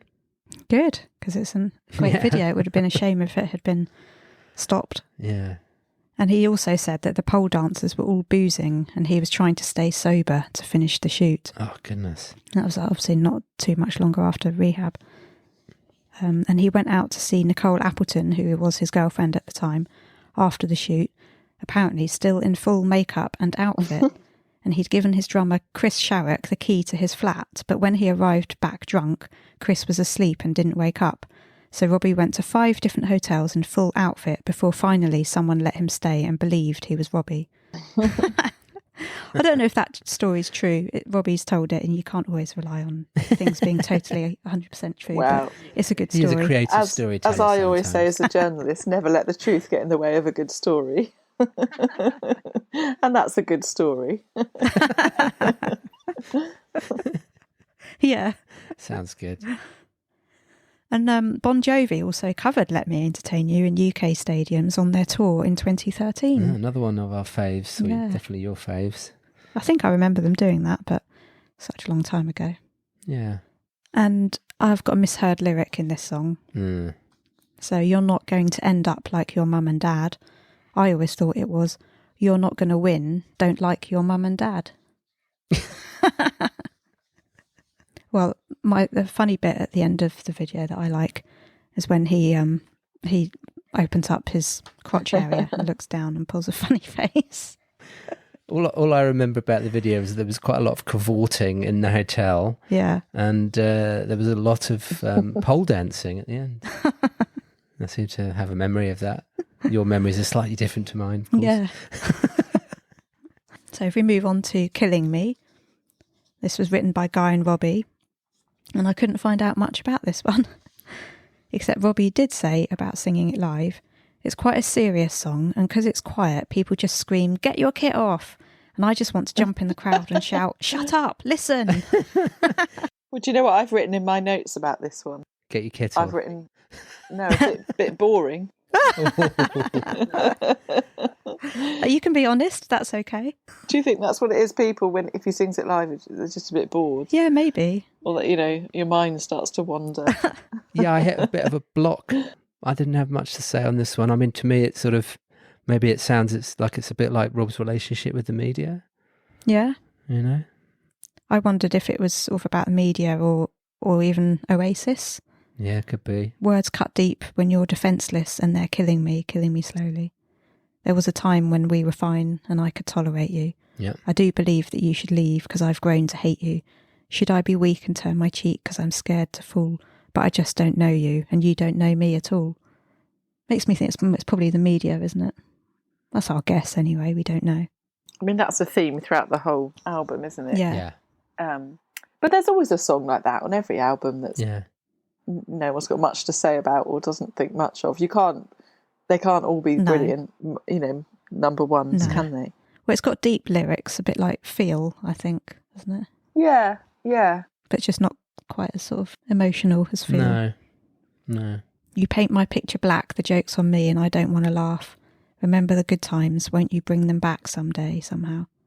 So I wonder whether that's media. The joke's on me and I don't want to laugh. But then I also think that could be Oasis laughing at him, calling him the fat dancer from Take That. Could just be general haters. Yeah.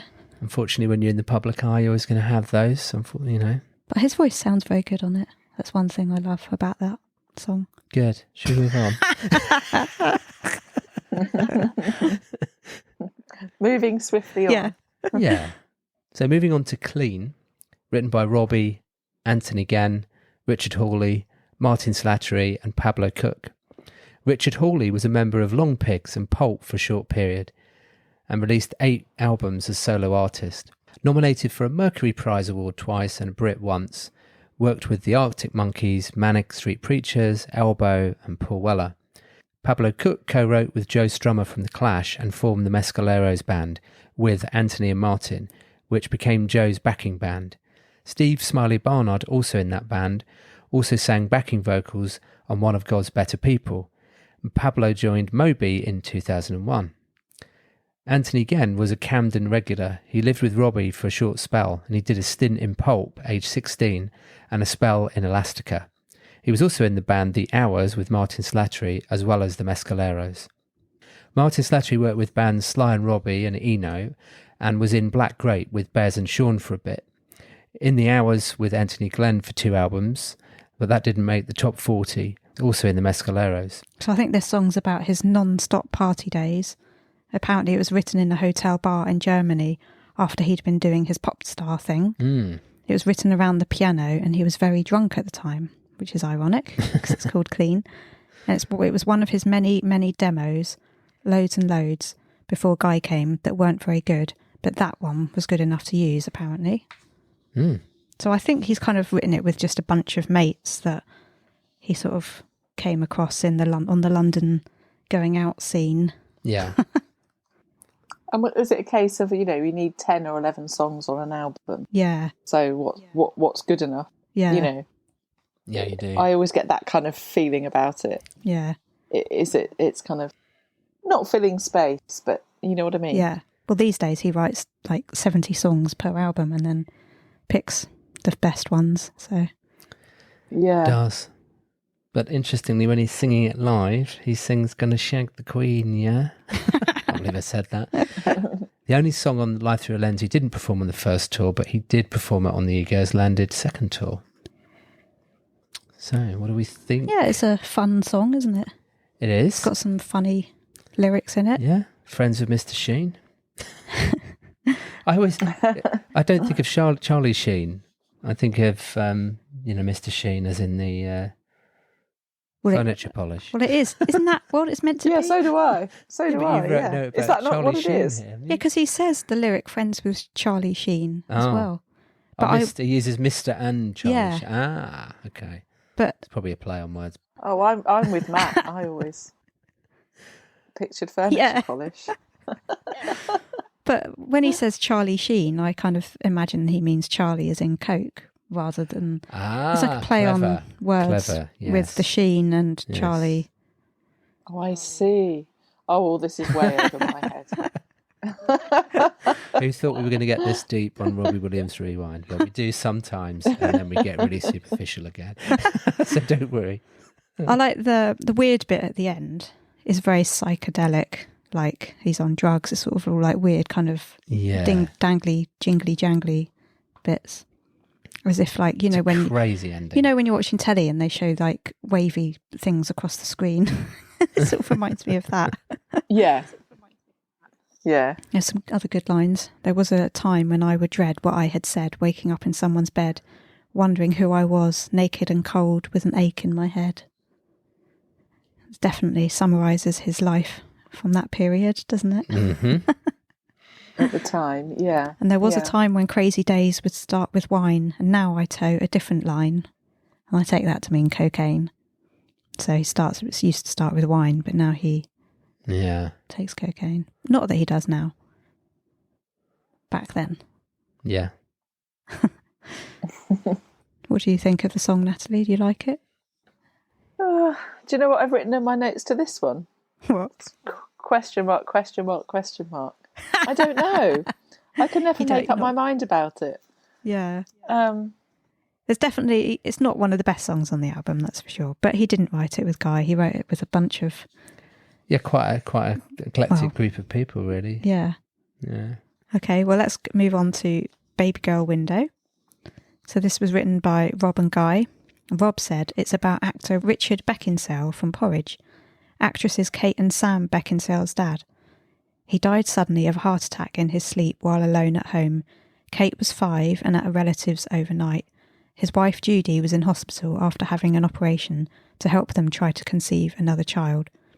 Rob was spotted with Sam Beckinsale on the 23rd of January 1995 at the opening night of her play, sparking rumours of a romance at that time. And Rob said of Richard, "Every time I mention his name to people, there's always a smile. I smile every time I see him on the TV." Sam would have been 12 when her dad died, and he wrote it for Sam, rather than Kate, who's the person that probably people think of when you think of Beckinsale. But it was for Sam.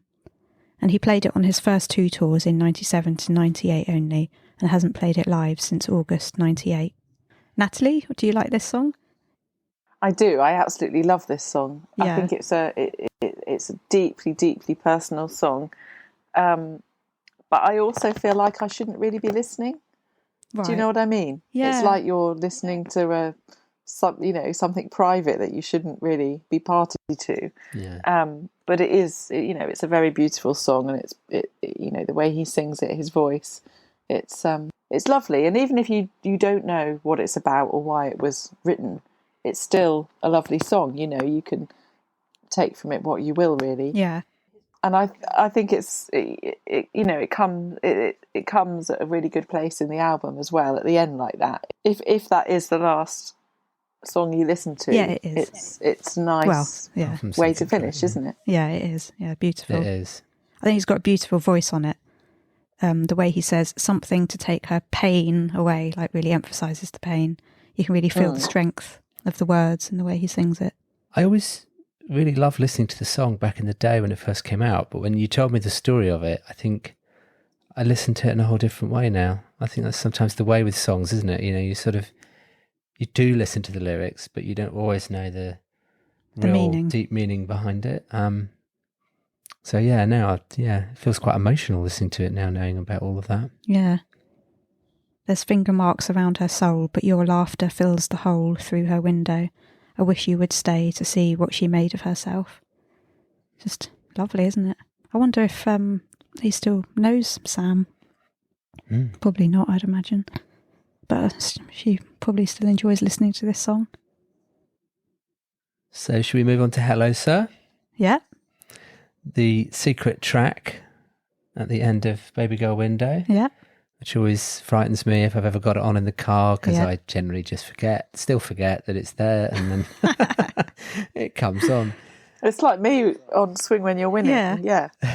You just sort of suddenly jump. Well, especially with this one, he's just talking, isn't it? It's just, hello, sir. Yeah. It's kind of a haunting sound. We believe it was probably one of the first or the early poems that Robbie wrote, and it's about a teacher at school who didn't think he would come to much and should probably just join the army. I think he said in chat, Robbie's app, once, that the teacher had died recently and he wasn't sure he ever knew it was about him. Parts of the song were reprised on the One Giant Leap, my culture song released in 2002, and we'll come to that song in a later episode. Rob recited Hello Sir when he received his Brit Icon Award from his Take That band members at the Troxy in 2016. Which Natalie and I were both there for. There. So how was that? I'll never forget that. Yeah, that was... Tell us all about it. That was really powerful. Yeah, it was. Holding up his gold award. Gold Brit. Yeah.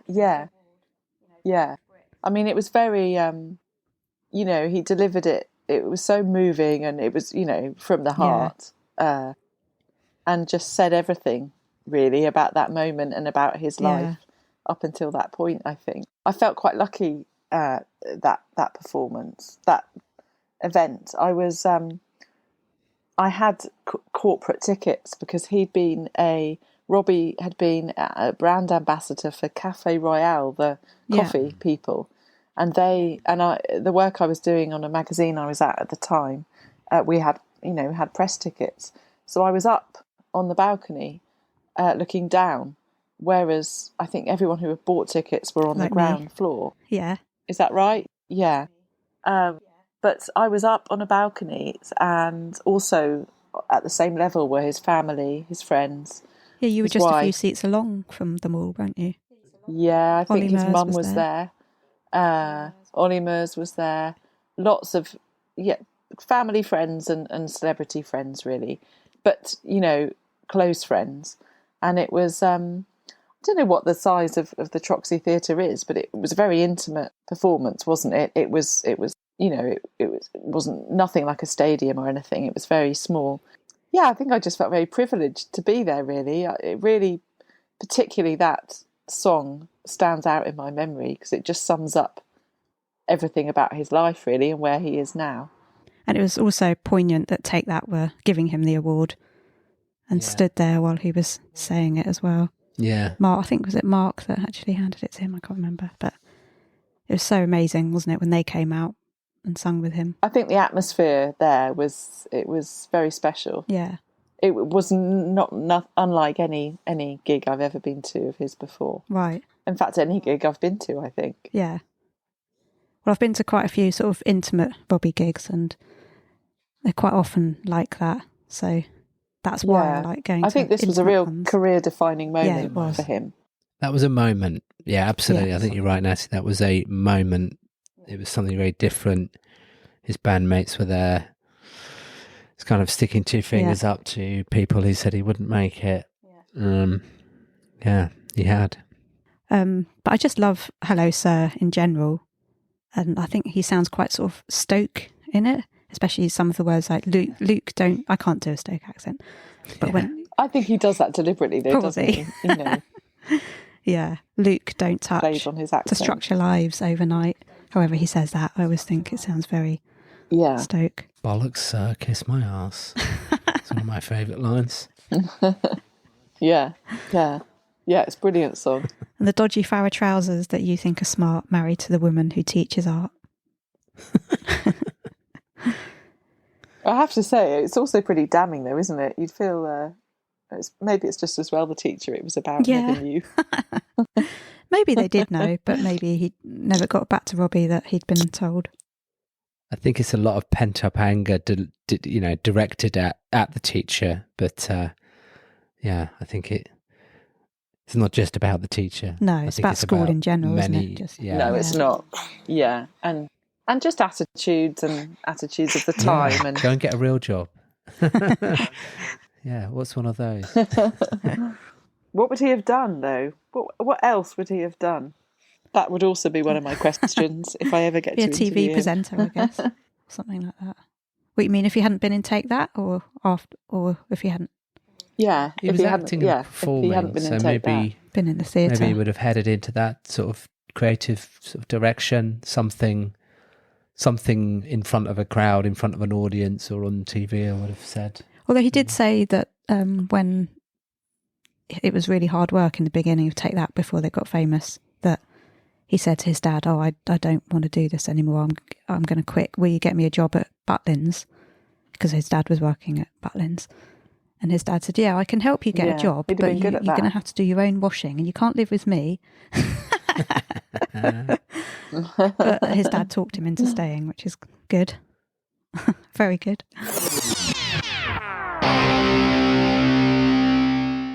Hi, I'm Robbie Williams, and you're listening to Robbie Williams Rewind with the Champions. So yeah, if we move on to the last bit now, just talking about the first tour that Robbie did after he released the album, or around the same week that he released the album. Mm-hmm. It started it's called the Show Off Must Go On Tour, which is a great name in itself. Yeah, works.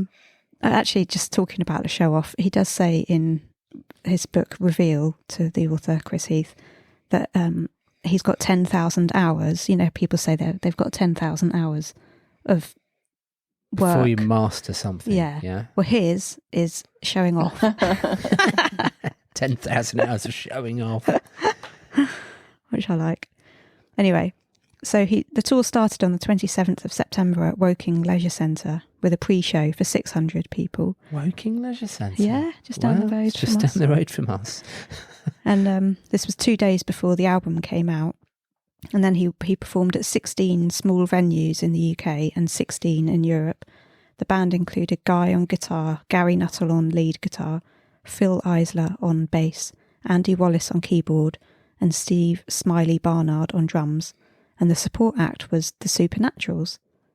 And the set list included Let Me Entertain You, Lazy Days, Killing Me, Baby Girl Window, One of God's Better People, Ego A Go-Go, South of the Border, Angels, Teenage Millionaire, Life Through a Lens, Kooks, Back for Good, and Old Before I Die.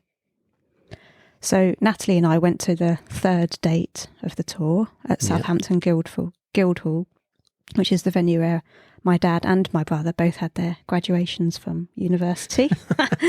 So that's how small the room is. And it was after that concert that something very exciting happened. Let's hear about this very exciting story. What is it? Well, let's put a caveat on it first, in that we would never do something like that now. And but we would then, and we did it all the time. But we did then, yeah. But not since. I don't think about then. No stalking now that you're, married and mature and older. Married and older. It's only partially true, isn't it? No, I only go to concerts now. True. If we happen to see him in passing, we might say hello. Yeah. So anyway, me and Natalie had always wanted to do the thing where you follow someone in the car, and so we decided that we were going to follow Robbie, the tour bus, after the concert, which is what we did. So you followed him outside the Southampton Guildhall, right? Yeah. Did we leave early? I can't remember. I don't think we left early. I think we left promptly, and we had our plan, and we'd parked the car in a, in a let's get out of here quick parking space. Parked in the getaway. That's what I would say. We left promptly. By which I mean we ran. And then, we just followed the tour bus up the M3. We're kind of saying, what are we doing? Like, how far are we going to follow this? Well, I just remember thinking, well, they're going to stop at some point, whether it's at a service station or the hotel at the other end. It will be one or the other. Yeah. He's got to get out at some point. Well, what I was just going to say was that I was amazed that we were the only fans doing it. Yeah. I think there might have been one other car that got bored. Maybe, yeah. So we followed him up the M3 out of Southampton, and eventually they pulled onto the hard shoulder, and we thought, oh, hang on, what's going on here? So we just pulled in behind it, put our warning lights on, like they had theirs on. We must have sat there for 15, 20 minutes, just saying... No, it wasn't as long as that. Wasn't it? It felt like it. No, it was about 5 minutes. Was it? It was about 5 minutes. It wasn't that long. Yeah. I probably should add at this point, we're talking about, I don't know, midnight, 1 o'clock in the morning. It wasn't. It was about midnight. Broad daylight or anything. There was hardly any cars driving past us on the motorway at all. It was just dead. So why had the coach pulled over? Well, they'd broken down. Top quality tour bus. As luck would have it. Oh dear. So we kind of just sat there and thought, well, what do we do?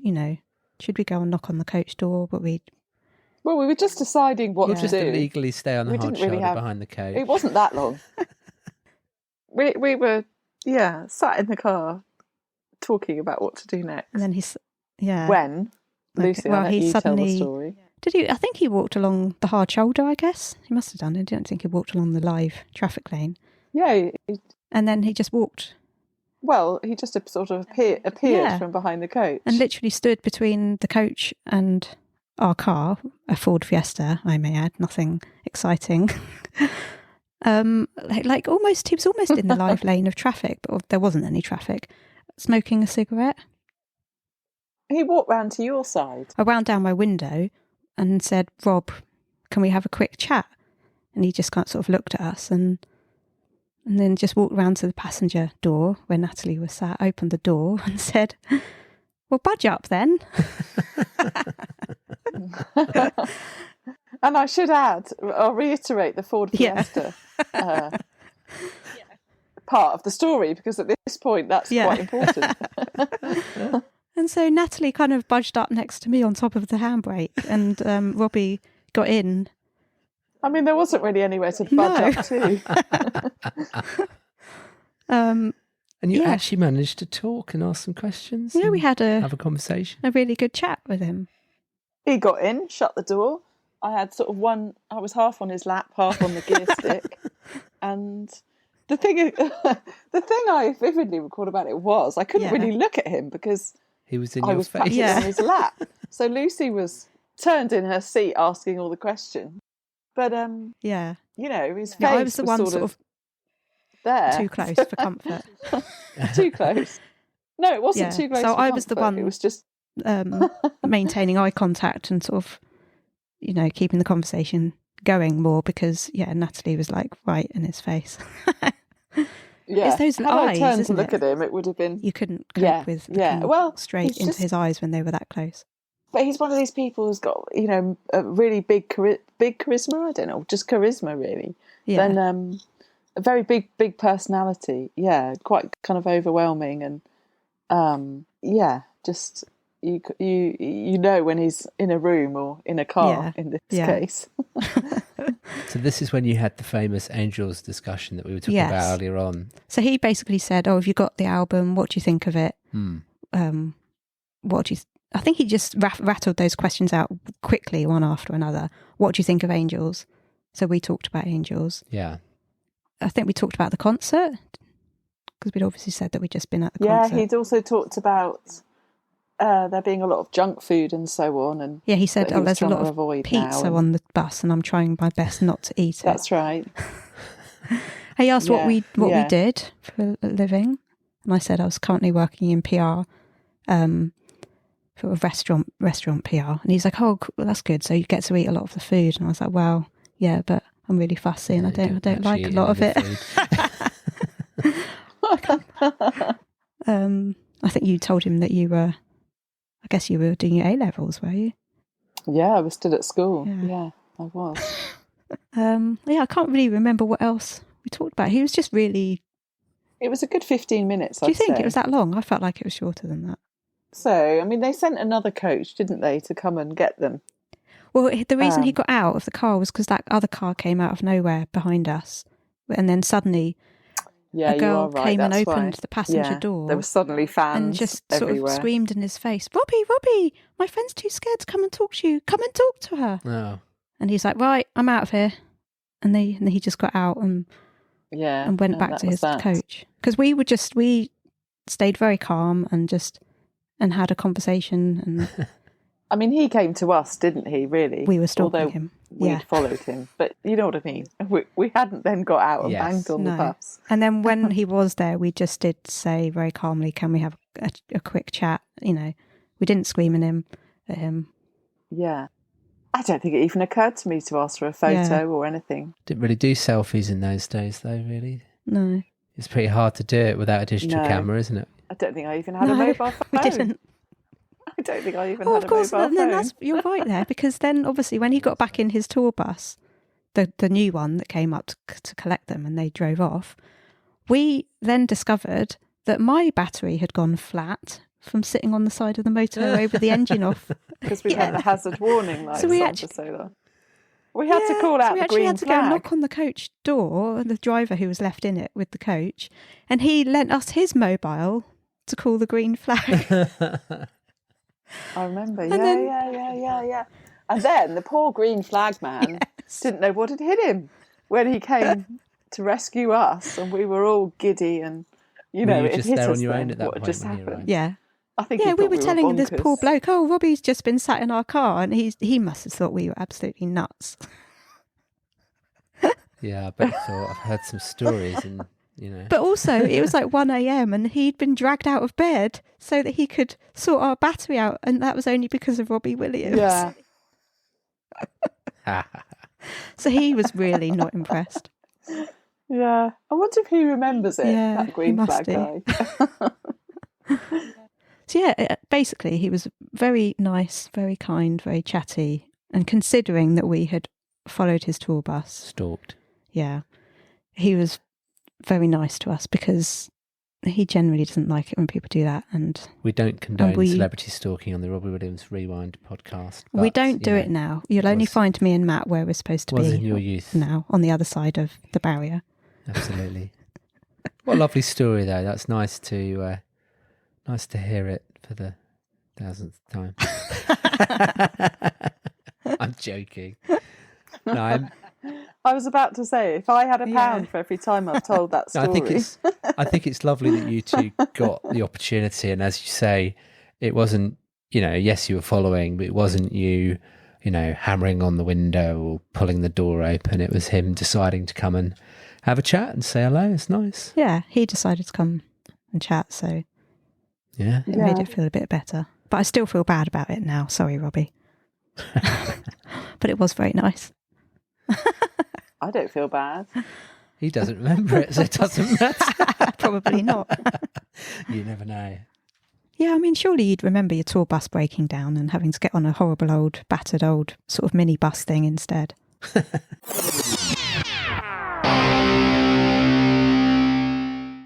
So, just before we wrap up this episode, make sure you subscribe to the podcast so you don't miss out.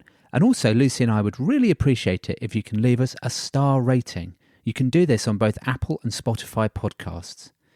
We would also love it if you could write us a short review, and you can do this on Apple. Don't forget, you can check out our episode notes for each episode and links to all tracks and videos at robbiewilliamsrewind.com. You can also email us at email@robbiewilliamsrewind.com. Please also follow and chat on our social channels. It's at RewindRobbie on Twitter, Instagram and TikTok. And you can also like and follow our Facebook page, Robbie Williams Rewind. And before we return to this episode, you might also consider sending us one of your own Robbie stories for the show. Just record a short audio clip on your phone and email it to us. Please check the website for more details. Thank you.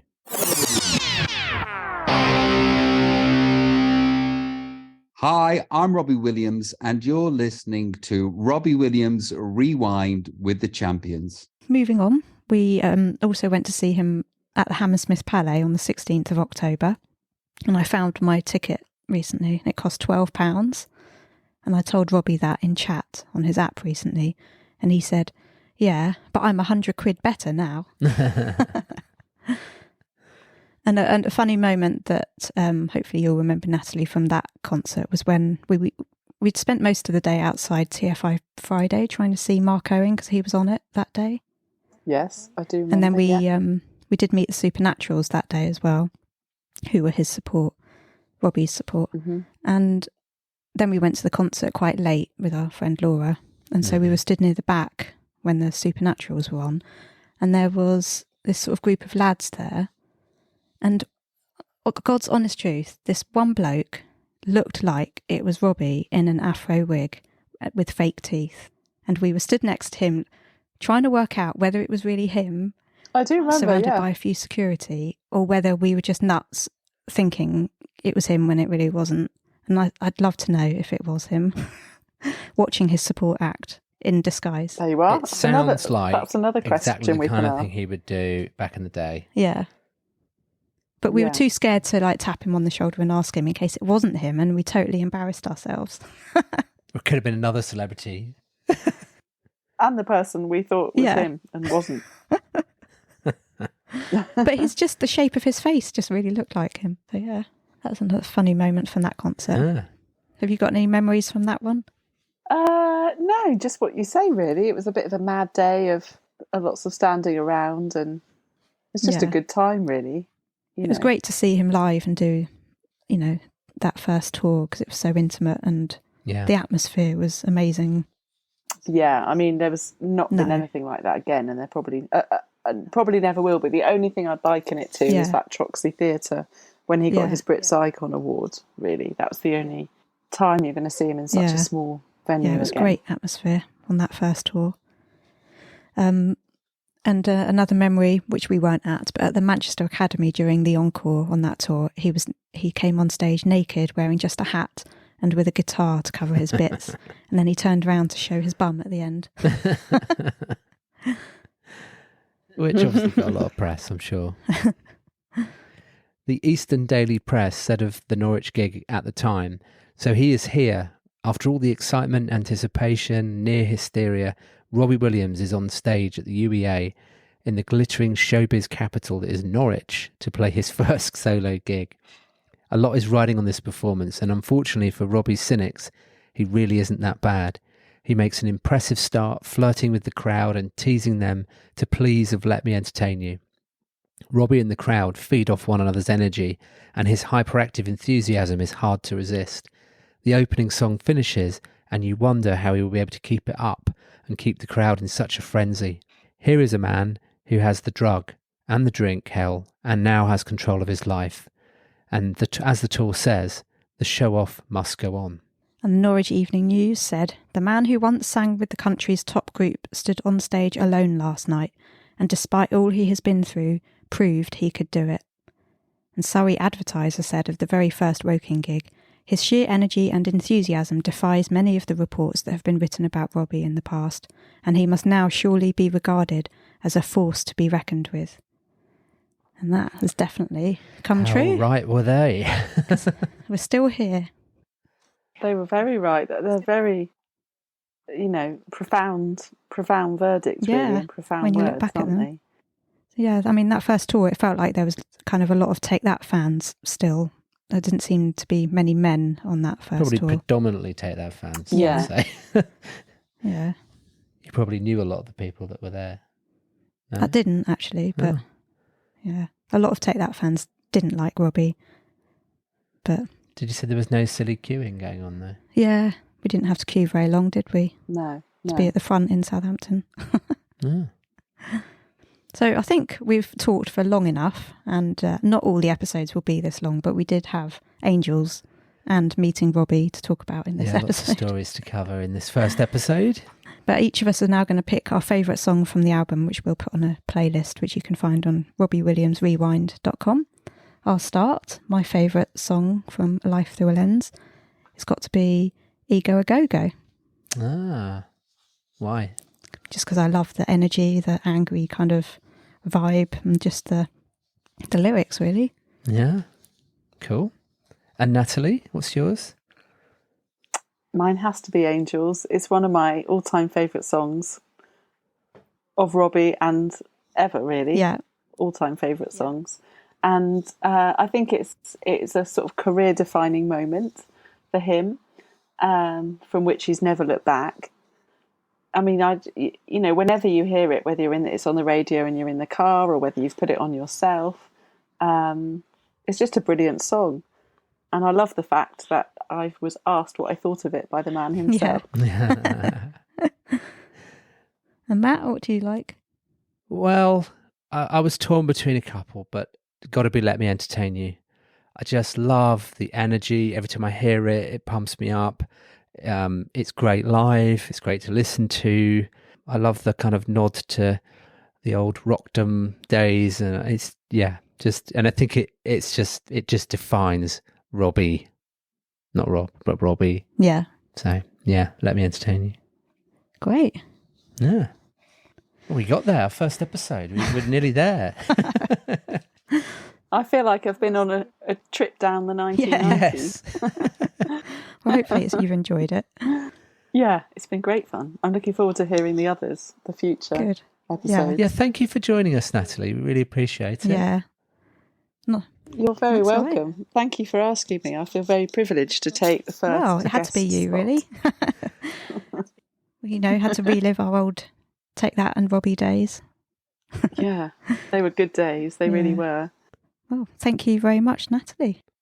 Tune in to the next episode where we will talk about all the singles from Life Through a Lens's B-sides, plus the Ego Has Landed tour from June to August 98, including the legendary Glastonbury performance, which Matt was at, and our lovely friend Katie will be joining us too.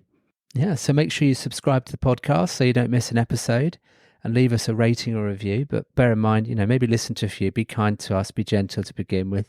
And also find our website at RobbieWilliamsRewind.com.